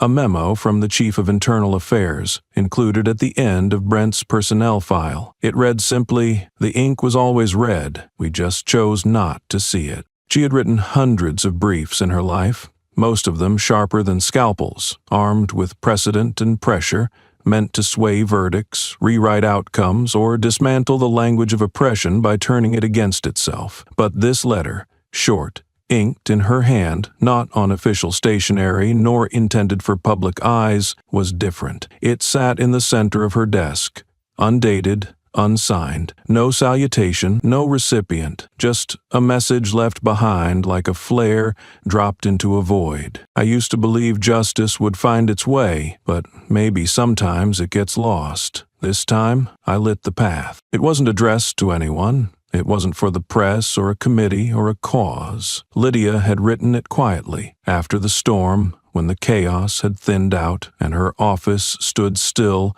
like a courtroom after the verdict had rung. The day had slipped into dusk without fanfare. She hadn't turned on the lights. The letter didn't demand anything. It didn't beg for recognition. It didn't seek redemption. It was a reminder, etched not in rage, but resolve. The walls around her still bore traces of that week's tension, fragments of headlines printed out and pinned by aides who thought visibility was a measure of victory, reports on Brent Halverson's administrative review, footage timestamps, social media virality metrics. But her eyes weren't on any of them. Her attention belonged only to the words on that page. Marcus found it later that evening. He wasn't looking for a note, only for Lydia. The room was cold, empty, untouched, but the letter lay precisely aligned at the center of her desk, not a word out of place. He didn't open a drawer or call her name.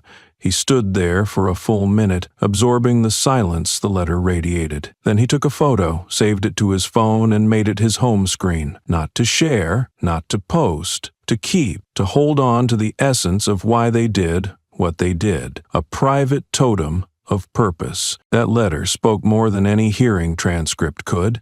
It captured the cost of restraint in a world that mistook silence for surrender. In just a few lines, Lydia acknowledged what so many in her position feared admitting aloud: that law alone wasn't enough, that procedure wasn't protection, that system didn't self-correct. They had to be confronted, even by those who had helped design them. It was not a letter of apology, not a confession. It did not center on pain. It declared its presence. Lydia had stepped out of the shadows of procedural neutrality and placed herself deliberately, unmistakably, on the side of confrontation. Her silence, once worn like armor, had been laid down. She had spoken by not speaking. She had acted by standing. And now she had written, not to the world but to the future. Marcus folded the letter without creasing it, slid it into a sleeve, and placed it inside his wallet. A former soldier turned agent, he had kept only two things in that wallet for more than a decade: his father's unit coin, and now this. They didn't speak that night when Lydia returned home. She saw it in his eyes. He had read it, and that was enough. The letter didn't circulate. It didn't leak. It didn't need to. Its presence was felt in every meeting Lydia entered afterward,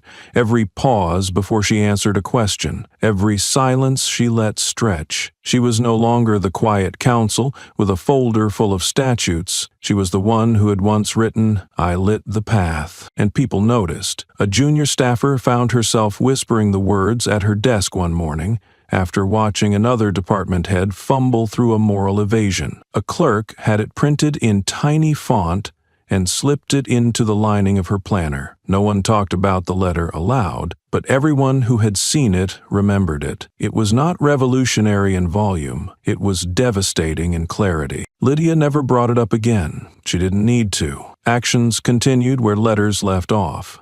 Her stances hardened.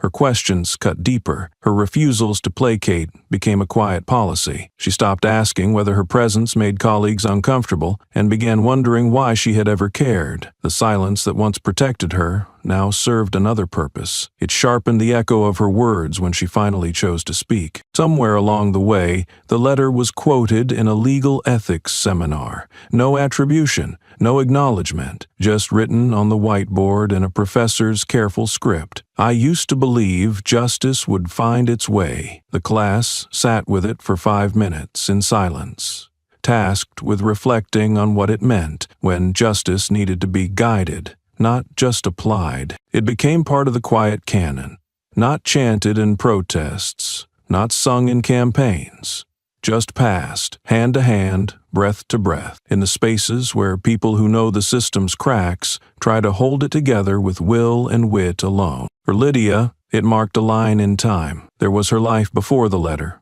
when she believed documentation could deflect violence, that reports could resist abuse, that promotion inside the system was progress, and there was everything after, where she walked knowing that her calm could disarm but would not deter cruelty, that policy could be precise but still be ignored, that the only way to guard others was to sometimes become the weapon yourself. That was the lesson Brent Halverson had taught her, though he never meant to, that silence could be lethal, that complicity wore uniforms, that prejudice had a protocol, and that sometimes standing still while a system spun itself into panic was the most powerful resistance of all. The letter stayed in Marcus's wallet for years.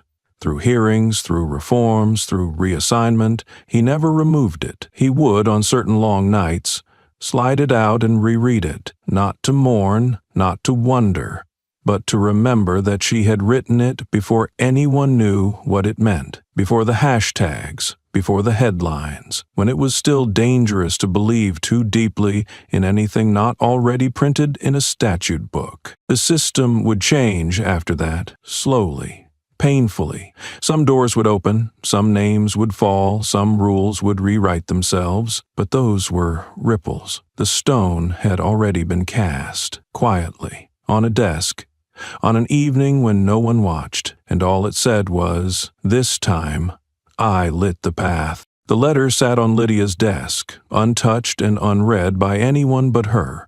No press release, no leaks, no fanfare. Just the kind of silence that feels like thunder if you know where to listen. And in the aftermath of that silence, in the cold fluorescent glare of a federal hearing room, another kind of reckoning was beginning. Not with fists or cameras, but with transcripts, signatures, and the slow peeling away of official masks. The committee room wasn't large, but it felt cavernous under the scrutiny of the moment. A dozen high-backed chairs faced a witness table. The man who walked into the room was graying, lean, still moving like someone who thought a straight back could defend a crooked record. Captain Douglas Merriman, retired precinct commander, took his seat with the poise of a man who once gave orders without challenge. Now, there were microphones angled toward him, and behind the glass, a line of reporters waited for the sentence that would crack open a system. "Captain Merriman," the lead investigator began, "you were the supervising officer for Officer Brent Halverson from 2015 through late 2019, is that correct?" Merriman adjusted his tie. "Yes, that's accurate. Do you recall a citizen complaint filed against Officer Halverson on May 12, 2016, alleging excessive force against a detained individual?" A pause. Then, with a measured breath, "Yes, I remember. You chose not to act on that complaint. Why?" The silence in the room could have drowned a whisper. Merriman didn't blink. "Because at the time, I believed Officer Halverson's behavior was overly enthusiastic, not malicious. I thought he was just," he hesitated, "too aggressive for his good." "You mean too aggressive for the badge?" Merriman didn't answer. He looked down, then up again. "No, I mean what I said. He was too aggressive, but not criminal. Do you believe now, with the benefit of hindsight and evidence, that your decision not to pursue that complaint helped enable further misconduct?" Merriman shifted. "I made the best judgment I could with what I had, but you didn't open an internal investigation. You didn't request footage. You didn't follow up with the complainant. The file was closed within 48 hours. Merriman clenched his jaw. That was procedure at the time. "No, Captain, that was discretion. And that discretion became the gate Brent Halverson walked through, unchecked, into 24 questionable arrests, 4 civilian deaths, and a silent epidemic of violence.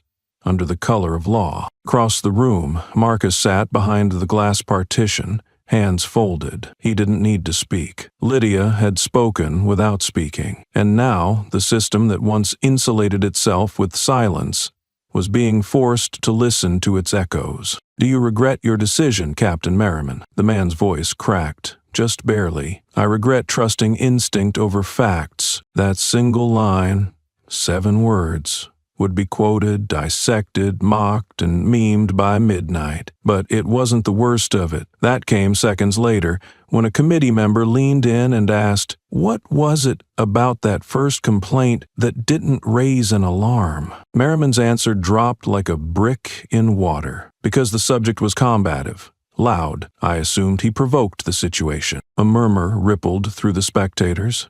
One of the councilwomen narrowed her eyes. The subject, sir, was 17, handcuffed, and suffering from a diagnosed cognitive disorder. Merriman froze. "You didn't know that because you didn't check," she continued. "You didn't ask. And now we know, because of federal cross-referencing, that teenager's family tried 3 times to file a follow-up. They were turned away each time, by your front desk, under your watch." There was no redemption in Merriman's silence, just weight, just the thud of unspoken complicity. In the back row, a young journalist typed the word that would become her headline before the gavel ever dropped. From overly aggressive to murder the cost of one man's silence. But it wasn't just about Brent Halverson anymore. It was about the culture that trained him to grin while pressing a knee against someone's neck. About the chain of command that looked away as long as the arrest reports were clean and the paperwork timely. The hearing was peeling back layers, not just of one man's guilt, but of an institution's reflection. More would come. Documents, timestamps, internal memos marked for review that were never reviewed. But for now, what mattered was this. Merriman had testified, and in doing so, he had passed a sentence on himself. The hearing room seemed to contract with every second that passed. The tension no longer hung. It pulsed, thick and immediate, as if the air itself was being held hostage by an invisible truth about to erupt. The chairman of the ethics subcommittee, a woman with gray braids and steel-rimmed glasses, adjusted her microphone and leaned forward. "Captain Ellis," she said. Her voice clipped. "Are you stating under oath that your inaction was based on an assumption rather than evidence about Officer Halverson's behavior?" Ellis's lips parted, but no sound came. He reached for the glass of water beside him, lifted it, and held it mid-air, forgetting to drink. "At the time," he croaked, "I believed the incident didn't warrant escalation." The committee lawyer cut in, tone razor clean. "And that incident was a use-of-force complaint filed by a woman with a fractured rib, correct?" Ellis blinked. "Yes," he said, softer than before, "and she was black." The lawyer added with clinical precision. "Yes," Ellis repeated, this time without lifting his gaze from the water. "I made a call based on what I thought was proportional." The room stayed quiet long enough for the sound tech to glance up, confused, as if someone had cut the feed. The phrase, "I made a call," wasn't just inadequate, it was a linguistic crime scene. It suggested discretion where there should have been process, instinct where there should have been accountability. The committee chair finally spoke again. "Captain, do you recall how many total complaints were filed against Officer Halverson under your command?" Ellis hesitated. "More than a dozen," he said. "Do you recall acting on any of them?" He didn't answer. "Let the record show the witness has chosen to remain silent on that question," the clerk noted, pen scraping fast across the lined transcript sheet. Outside the hearing room, the first push notification landed. Federal hearing reveals chain of protection behind accused officer. Another followed. Command cover-up? Testimony sparks deeper inquiry into 2016 incident? It didn't take long for the soundbite to go viral. A local reporter, young, sharp, and relentless, posted the quote from Ellis's lips in bold Helvetica over a stark black background. "I thought he was just too aggressive." Underneath, the caption read, "Too aggressive, how weak language covers strong violence." By lunch break, the phrase, "too aggressive," had been dissected on 3 news panels. One anchor called it the linguistic version of shrugging off blood. Another guest, a retired federal judge, said simply, "There is no such thing as mild brutality." That's a contradiction in terms. But it was a journalist from a progressive legal blog who framed the moment best. Her headline read, "The slippery slope of soft authority." When silence becomes the strongest, back inside the building, the committee resumed. This time, the questioning shifted. It wasn't just about Brandt anymore. It was about the scaffolding that had held him up, kept him in position and given him more rope instead of pulling it tight. A former HR investigator was brought forward. She had flagged Brandt's file twice, once in 2018 and again in 2020, noting patterns of escalation, but her reviews were delayed indefinitely. When asked why, she responded, "Those flags didn't align with command-level priorities." "What were those priorities?" someone asked. She smiled tightly. "Closing cases, looking tough on crime, not investigating our own." Each answer felt like an iron bar driven into the floor, framing a cage in real time. The narrative was no longer about one bad cop. It was about the factory that minted him, wrapped him in policy, and shipped him out with full immunity. A senator from Illinois, normally measured, leaned forward and said flatly, "This isn't just about the gun, it's about who kept handing him bullets." No one interrupted. A screen behind the panel lit up with a spreadsheet. Names, dates, actions taken, actions not taken. In column after column, Brandt's name was cross-listed next to commanders, watch supervisors, and internal compliance officers. Every empty cell in the disciplinary action column was now filled with the word "none" stamped in red. The air in the hearing room had shifted, thickened by the weight of what had just been said and what was yet to come. The silence wasn't passive, it was deliberate, an indictment in itself. One by one, heads began to turn toward the panel of review officers. Their faces tightened not with surprise, but with the burden of recognizing the role they too had played in letting silence metastasize into harm. The man on the witness stand, once a symbol of order, sat like a stone figure cracked from within. He tried to lift his eyes from the table, but failed. The microphones picked up the sound of his swallow, loud in the absence of any other voice. Then a voice cut through the stillness, not loud, not angry, but resolute. "When you chose not to act," one panelist said, "you weren't neutral. You were permitted." The commander flinched. Words had never felt like shrapnel until now. From the gallery, journalists scratched notes feverishly. The quote was already forming into a headline in their minds, a line meant to etch itself into public record. The commander's defense attorney shifted in his seat, as if to gesture toward objecting.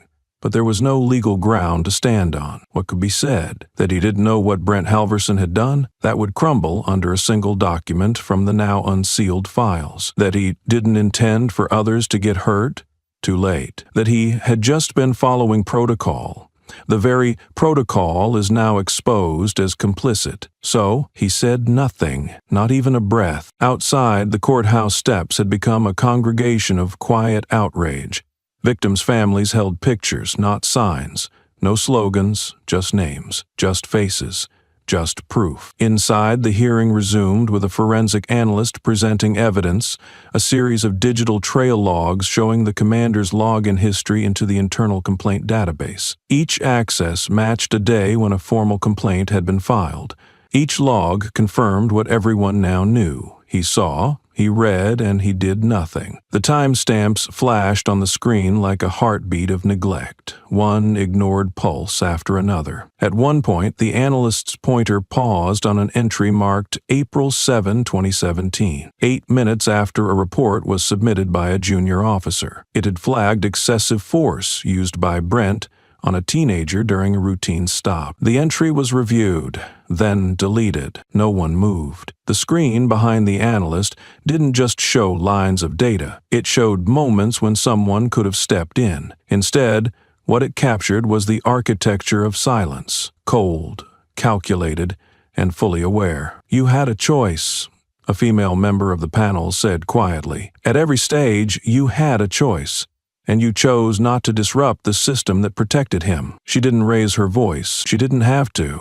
It was the sound of accountability itself. Measured, clear, undeniable. The commander gripped the edge of the witness box, not to defend himself, but to steady what was left of his composure. A younger officer, now in uniform but once a cadet under the commander's watch, was called to testify next. His voice trembled at first, but steadied as he spoke. "We were told to be loyal, upward, not to question, but we knew. We whispered about Brandt in the locker rooms. We joked, but not because it was funny, because If we didn't, we'd explode. His face flushed red. He called them hard stops. We knew what that meant. No cameras, no paperwork. Just pain. The commander didn't interrupt. He didn't deny. He didn't even blink. He stared forward, eyes glassy, haunted by the words from someone who once saw him as a mentor. The hearing recessed for a break. The commander remained seated, shoulders sagging, hands unclenched and open on the table. Across the room, Lydia stood in the shadows, not on the witness list, not in the spotlight, but there nonetheless. Marcus stood beside her. Neither spoke. They didn't need to.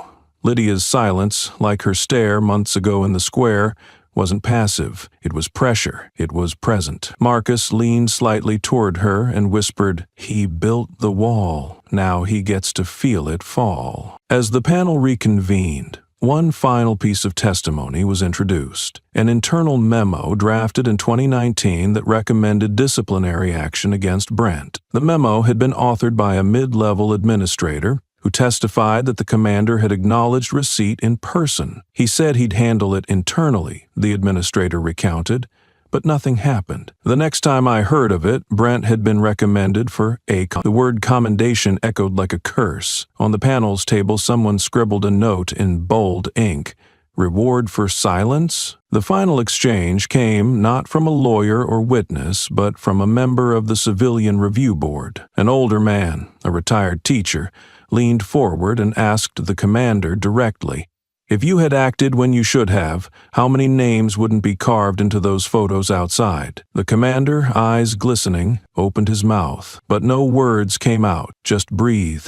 Just regret. Just the void left by too many maybe. And with that, the room was dismissed. Not with a bang, but with the scrape of chairs and the slow shuffle of realization. The silence that followed wasn't just silence.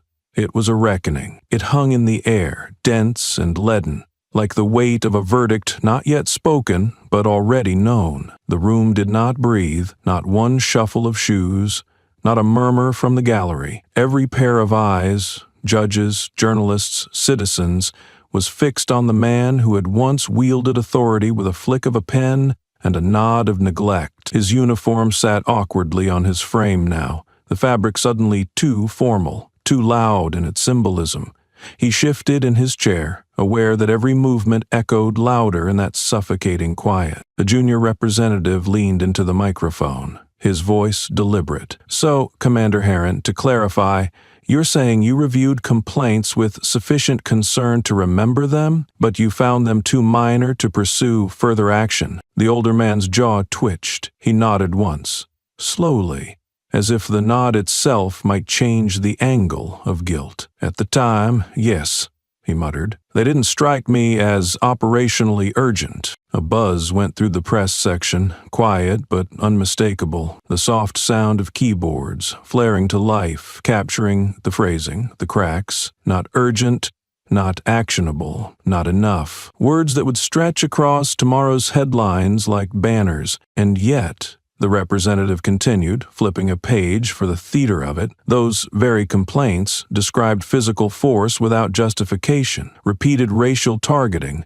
and falsified statements on official reports. And your decision was, what? To flag them? Commander Herron's shoulders slumped by millimeters. "To monitor the situation," he said, eyes now fixed on a point beyond the wood-paneled wall. "To speak with him off record. To assess developmentally." The phrase hit the room like a slap. One woman in the back row, a former precinct auditor, closed her eyes. Another man, seated next to the window with a translator's earpiece, shook his head once, slowly, developmentally, as if excessive force was a phase, as if trauma were a learning curve, as if dead bodies were mere collateral damage in the growth chart of institutional power. Lydia was not in the room, but her name was on every face. The ripple of her actions, of not flinching, of choosing visibility over fear, had become the metric by which all this was now being measured. Her silence had detonated into a movement. Her file, her voice,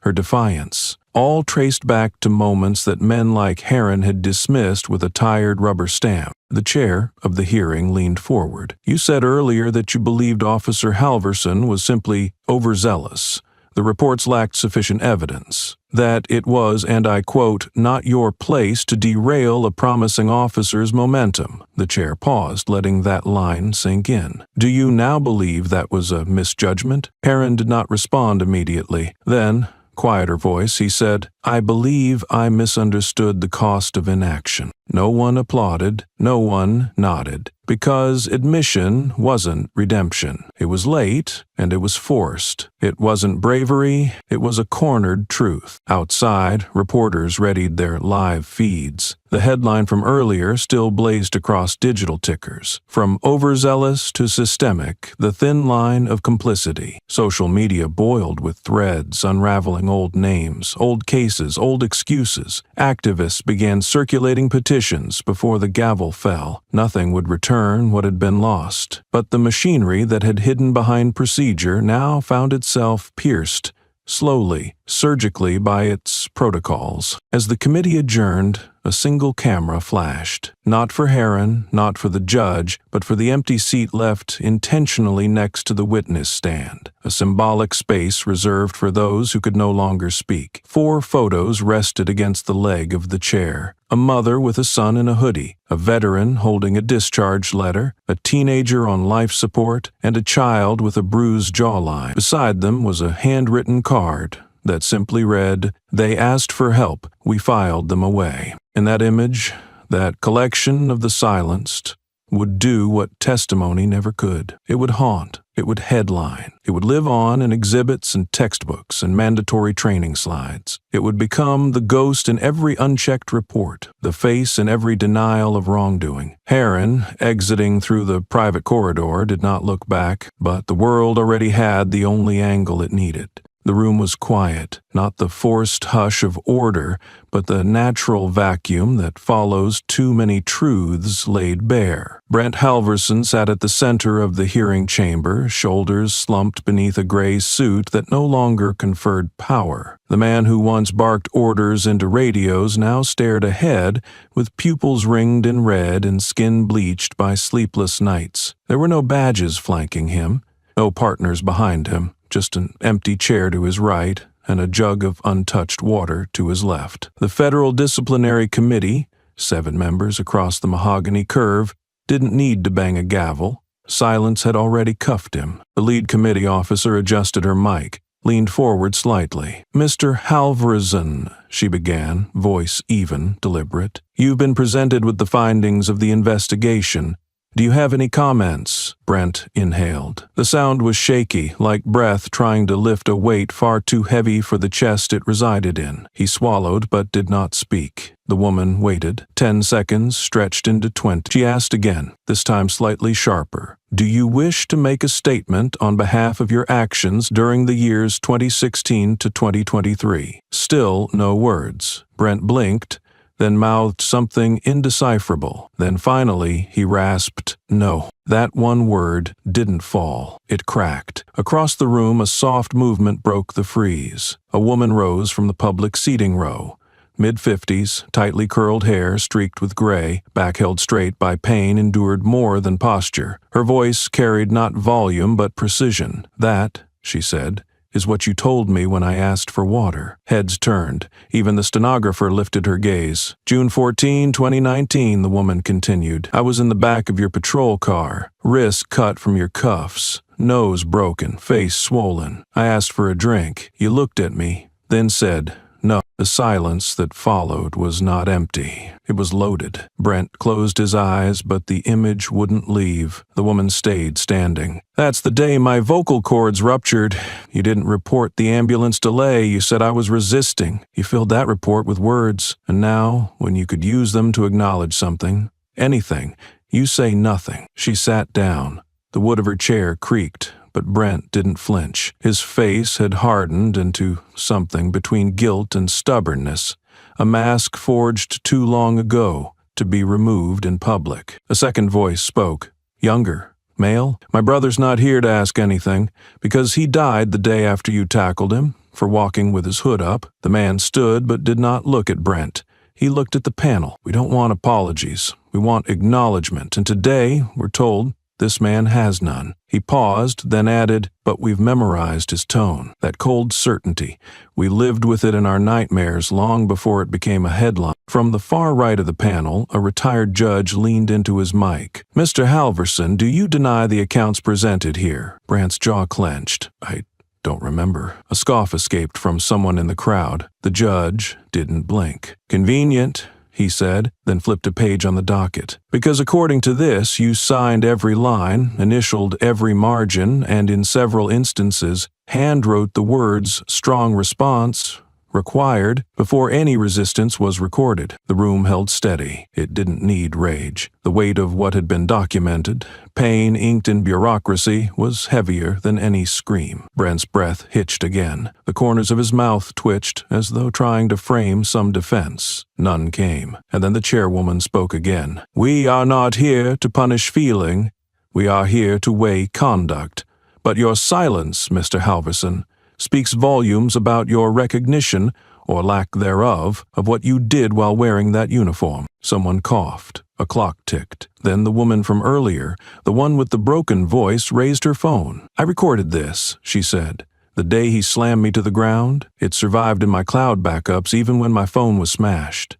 She pressed play. The audio was tinny, muffled, but clear enough. A man shouting, "Get down! Shut up!" Then a thud, then a moan, then another voice, her own, hoarse and terrified, asking, "Please, can I have some water?" And then, unmistakably, Brent's voice, "No." When the clip ended, Brent sat motionless. His eyes darted, but his body was cemented. A new kind of silence bloomed, one not from restraint, but from reckoning. The committee conferred in whispers, then, after a long minute, the chairwoman announced, "This tribunal will reconvene in 48 hours to deliver findings. Mr. Halverson, you are dismissed from the stand." Brent did not stand right away. When he did, it was mechanical. A bailiff escorted him toward the side door, his shoes echoing louder than his entire testimony. As he reached the threshold, the man who had lost his brother whispered, not loud enough for the room, but just enough for the shadow of justice to hear. It wasn't the silence that hurt most. It was how comfortable you were in it. The door closed. The chamber exhaled, not in relief, but in the door behind Brent shut with a metallic finality, sealing in the testimonies that had stripped his uniform far more thoroughly than any administrative order ever could. His shoes scuffed against the marble as he descended the back stairwell, every step sounding like the closing of a file,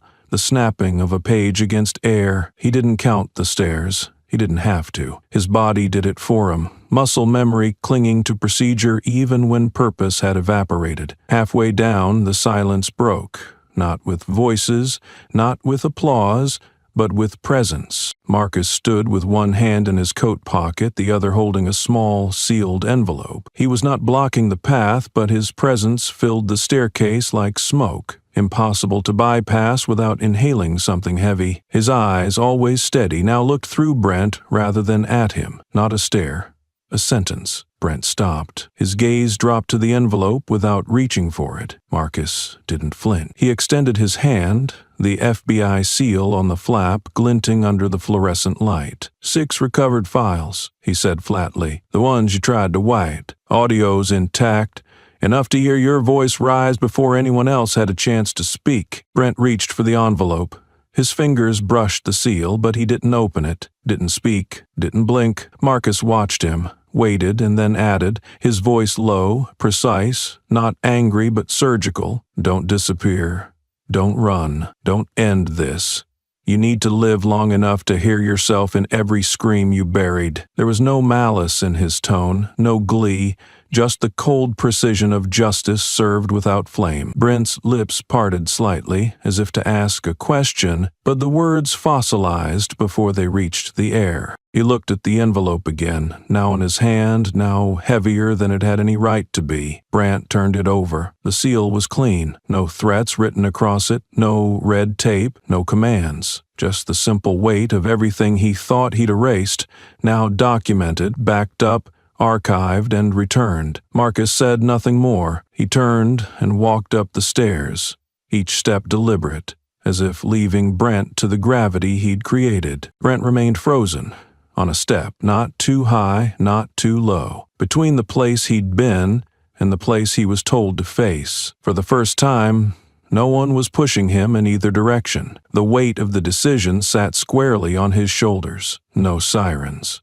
no crowds, just a man holding proof of his voice, the kind that no longer obeyed him. He moved again, but not up, not down, just enough to sit, elbow on knee, envelope still in hand, his fingers pressed against the flap as if trying to feel its contents through sheer pressure. His chest rose and fell more slowly now. The envelope didn't burn, but it throbbed in his palm like a pulse. These weren't papers. These were echoes. Screams, demands, pleas, voices he'd silenced now returned in digital fidelity. Every time he muted a mic, every time he turned off a camera, every time he erased a clip, a log, a signature. Now the silence screamed back. The stairwell was lit with dull institutional lighting, clean, bright, sterile, but it felt like a cell. No bars, no locks, just decisions, and air so still it might snap. He thought of the hearing, of the woman with the broken voice, of the man who never said his brother's name. He thought of the way the room had quieted, not because of verdicts, but because silence had been turned into a verdict itself. And now this stairwell was no longer an escape, it was a sentence. Downstairs, the hallway led to the street. Upstairs, to the chambers, where his name still echoed in memorandums and witness logs. But here, this middle space, was his purgatory. A man who had once moved people with a gesture, a shout, a badge, now moved no one has moved, and even his breath felt borrowed. He finally opened the envelope. The flap peeled back with the dry sigh of paper pulled from its sleep. Inside were 6 printed transcripts, stapled, time-stamped, and annotated, and a small black flash drive. No label, just wait. He didn't read the pages yet. He couldn't, but he stared at the top line of the first. Incident 4/downtown alley/no cam present/audio extracted. His name followed as the primary enforcer, and then, underlined, subject demeaned non-complice. Force initiated. His throat tightened, not from emotion, from memory, from the muscle that remembered yelling those words, the hand that remembered writing them. Somewhere above him Marcus was gone. Somewhere behind him the system he'd used like a fortress was now an archive of evidence. And somewhere ahead, the world waited to see if Brent Halverson would finally speak something that wasn't a command or a denial. He didn't know if he could, but he knew now that silence had stopped being his defense. It had become part of the charge. He ran his thumb along the edge of the top transcript, the paper slicing lightly against his skin, as if to remind him that even truth could bleed. He considered the flash drive, black, unassuming, but packed with the parts of himself he'd hidden even from his memory. He wondered if he had ever heard those screams when they happened, or if he had already tuned them out before they formed words. Somewhere in those files was the truth about what kind of man he had been, unfiltered by uniform or title, and now that truth waited to be heard again, not for punishment, but for proof. He pressed the flash drive into his pocket and stood. The stairs no longer looked like an escape or a tomb. They looked like what they had always been, steps, and he had one choice now, to climb, to descend, or to remain. A soft rustle above startled him. Footsteps. Someone else is in the stairwell. He didn't recognize the gait. Slow, steady, with a rhythm that wasn't urgent, but deliberate. Brent didn't turn around. He didn't need to. Whoever it was had seen him, and he'd been seen enough today to know what that meant. No masks left, no authority shield. Just Brent, alone, with an envelope full of screams and a hallway full of silence. He took the first step down. It felt heavier than it should have. Not from regret, he wasn't sure he deserved that yet, but from recognition, acknowledgement, the burden of memory unmuted. The world would keep turning, but Brent Halverson would walk into it now, no longer in command, no longer defended by rank. He would walk into it with proof of who he was, and maybe, just maybe, with enough time, he could begin to understand what it would mean to truly listen, not for justice, not even for forgiveness, but simply because some echoes refused to die quietly. Behind him, the hearing continued. Other names, other files, other misuses of power, now cracked open under fluorescent lights and recorded minutes. But none of that reached Brent. His entire courtroom was now internal. The trial had shifted inward. Every stare creaked with what he'd overlooked. Every breath reminded him of those he'd taken too freely while others gasped for theirs. And Marcus, the man who once held a badge just like his, had not shouted, had not pushed, had only placed a mirror where Brent once held a weapon. For years, Brent had believed silence was control, that muting a suspect meant winning, that turning off a body cam meant reclaiming the narrative. But the tapes never really vanished. The system, even when cracked, had memory, and now that memory had shape, had a voice, had form. The difference was, Brent could no longer claim ignorance, and ignorance was no longer his shield, it was his confession. Outside the courthouse, the press waited like wolves, but not for Brent. The story had shifted beyond him. The cameras would follow the implications, the names and the transcripts and the leadership that had looked away. Brent was no longer the headline. He was the footnote, a caution, a figure of collapse. He knew it too, which was why, as he finally pushed open the side door into the crisp afternoon air, he didn't look for an exit strategy. He stood in the sunlight, envelope still in hand, and, for once, didn't shield his face, because for the first time, there was nothing left to hide. The wind moved past him like a whisper, one he could not command or silence. It brushed against his collar and ruffled the papers slightly, a reminder that the world still moved, still spoke, even when he did not. He closed his eyes, not to avoid what came next, but to feel it more clearly. No badges, no buzzers, no clipped orders barking down the hallway, just footsteps behind, traffic ahead, and the rising realization that every day forward would not erase, but require reckoning. Brent inhaled deeply, the air colder than expected, and walked forward, not toward redemption, but toward responsibility. He would not ask to be understood. He would not beg to be forgiven. He would begin by listening to the voices he had once spoken over, and maybe, by living through the truth, he would finally learn what silence was meant for, not to protect the powerful, but to honor the ones who had none. The key turned, but the door didn't budge. Brent frowned, tried again, slower this time, as if patience could coax the mechanism to recognize him. The lock resisted, mechanical, impersonal, final. He stepped back, and for the first time since childhood looked at the front of his own house as a stranger. A white sheet of paper fluttered in the wind, pinned to the doorframe with blue tape, printed in stark type, temporary property, seizure order, pending. Internal Federal Review. Below it, a stamp in red, executed. He reached for the knob, almost out of habit, but stopped himself. The air had changed. What once smelled like cut grass and worn leather now felt sterile, erased. No photographs hung in the windows. No porch light flickered in welcome. The door hadn't just been locked, it had been silenced. He pressed the bell. No sound. He knocked. Still no answer. There was no one inside. Or if there was, they had already moved on. From him, Brent stepped back onto the sidewalk, phone in hand. He tapped his sister's name, straight to voicemail. He tried again, rejected. He scrolled, found his father's number.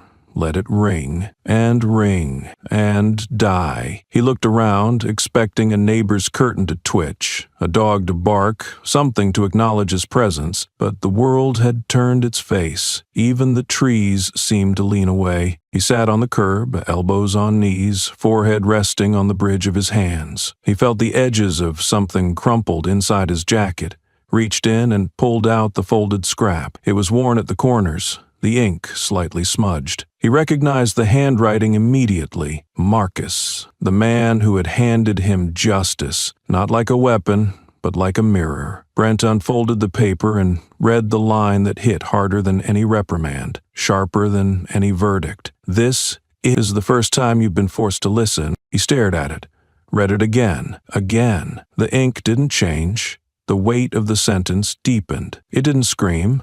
It didn't accuse. It didn't absolve. It simply existed, like the silence in his house. The voicemail left unanswered, the hallway no longer echoing his commands. Brent didn't crumple the note. He didn't tear it. He folded it slowly, reverently, and slipped it back into his coat. Because for all his years enforcing silence, he'd never truly understood what it meant to be muted by choice, by everyone else's. He looked back at the house. His house, but it no longer spoke that name. It had expelled him without rage, without sound, just like the note, just like Marcus, just like justice itself. When it's real, it doesn't yell. It simply stops opening the door. He stood again, slower now, as if his legs carried more than just body weight. He circled the perimeter of the house, stopping at each window, curtains drawn, lights off, no motion behind the glass. But more than that, no memory stared back. Not a single picture frame left, not a smudge on the glass from a child's hand, not even the dull hum of a refrigerator. It had been cleared, not out of protocol, but out of permanence. He tried the back gate, locked, tried the garage code, error. Each denial layered upon the last, until the whole house became a monument to what was lost, not through fire or rage or force, but through absence, through the quiet, unanimous decision of a life no longer willing to include him. He returned to the front step and sat, not to wait, just to exist. People passed. No one greeted him. A jogger switched sides of the street without breaking pace. A mail carrier left letters at the next house, then glanced at Brent and paused, not out of fear, but calculation, then moved on. He checked his phone again. No notifications, no alerts, no corrections. He was no longer someone to correct, just someone to observe from a distance. He scrolled through old texts, saw blue bubbles unanswered, then grayed out numbers with not delivered warnings. Somewhere in the mess of unreturned calls and legal documents, he'd crossed a threshold. Out of reach, out of relevance. He looked at the note once more. The words did not hurt. They rang. Truth didn't cut like glass. It hummed, and now that he was no longer shouting, he could hear it. Brent exhaled and stood. The door hadn't locked him out. It had moved on, and now, so must he. Not as an officer, not even as a defendant, but as a man whose echo no longer controlled the air. He left the envelope on the doorstep, turned, and walked away. The house did not look back. The door of the chamber clicked shut with the hush of 1,000 held breaths. Lydia Monroe stepped forward, not as a symbol, not as a survivor, but as something fiercer, the end of a sentence no one dared to punctuate. Her heels struck the marble with the gravity of a gavel. No aide flanked her, no note swayed her down, no script guided her voice. She wore no mask of emotion, only the calm that comes from standing in fire and not burning. As she faced the council, a semicircle of suits and silence, she didn't glance at the microphone. She didn't adjust her posture. She didn't ask to be heard. She simply was, and that was enough to still the room. Officials sat with expressions crafted by decades of dispassion, eyebrows neutral, hands steepled, attention sharpened by scandal but dulled by bureaucracy. Some shifted in their seats, not out of discomfort but from an instinctive awareness that this was not an ordinary hearing. Lydia did not bow to formalities. She did not acknowledge the titles or the theater. Her voice, when it came, was not loud. It didn't need to be. It moved through the chamber like a crack-splitting glass. Silence is not consent, she said, and the air turned electric. Silence is not forgiveness. Sometimes, silence is the sound of a scream too loud for your systems to process. Sometimes, silence is the fracture that makes your walls collapse. And sometimes, she paused, letting the stillness hang like judgment. It is the explosion you mistook for peace. No one moved. No one dared interrupt, because at that moment she wasn't addressing the panel. She was addressing every bystander who watched injustice and blinked. She was speaking to every system that confused restraint with weakness, every headline that sanitized brutality with passive voice. She was a blade honed by omission, a voice carved from decades of being told to wait, to calm down, to file complaints no one read. There was no anger in her tone, only clarity, and that, more than any outrage, made her terrifying. Outside, the words were already moving faster than she was. One journalist mouthed the phrase as she wrote it down, fingers trembling, knowing it would be printed before the day was done. "Silence is the explosion you mistook for peace." That line would headline the evening broadcast, looped across national news, dissected by pundits, turned into thesis material for college students who had never felt a hand on their throat but wanted to understand what it meant to breathe only when allowed. A ninth-grade civics teacher would print the quote and pin it to the corkboard between the Constitution and a photo of Rosa Parks. Somewhere in a dorm room, a girl would write it in permanent marker above her desk, her hands steady for the first time all semester. The council members didn't ask her to elaborate. They couldn't. Any attempt to follow would have sounded like an apology or excuse, and this moment tolerated neither. Her presence had become an indictment, not because she raised her voice, but because she didn't have to. Not because she demanded power, but because she was power, unshaken, unowned, unmistakable. Her silence after speaking rang louder than any closing argument. Her gaze didn't flinch. Her hands didn't tremble. She gave them nothing but truth, and it gutted them. As she turned to leave, the microphones caught nothing more. The echo of her words did the rest. In homes across the country, her face lit up television screens as newscasters fumbled to capture the gravity of her speech. But the footage needed no commentary. It didn't require context. The nation saw one woman stand still, speak once, and shift the axis of accountability. By nightfall, newspapers would run her sentence in bold across their front pages. "Silence is the explosion you mistook for peace." 3 students would use it in graduation speeches.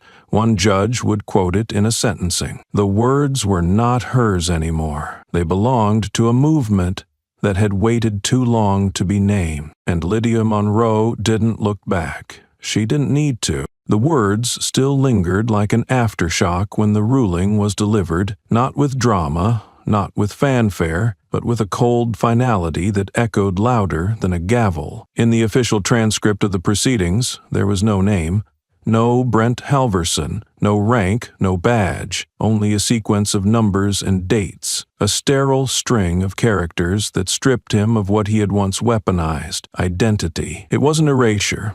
It was exile from relevance, not forgotten, but disqualified from remembrance. The court had chosen silence, not to protect, but to condemn, to ensure that no martyr could rise from the ruins, no myth could fester in the margins, no sympathy could ferment in the vacuum left behind. The man who once barked orders and snapped wrists, who made street corners his kingdom and uniforms his armor, now existed only as a file. No photographs, no citations, no commendations. Just a case number locked in a federal archive, marked with restricted access and red ink. His name had become too loud to be spoken, too dangerous to be remembered. This was not justice by spectacle. It was justice by design, ruthless in its precision, poetic in its refusal to glorify the guilty. And as the verdict concluded, Lydia Monroe rose from her seat, not to applause, not to flashbulbs, but to silence, the kind that does not ache but affirms. Her footsteps did not claim history.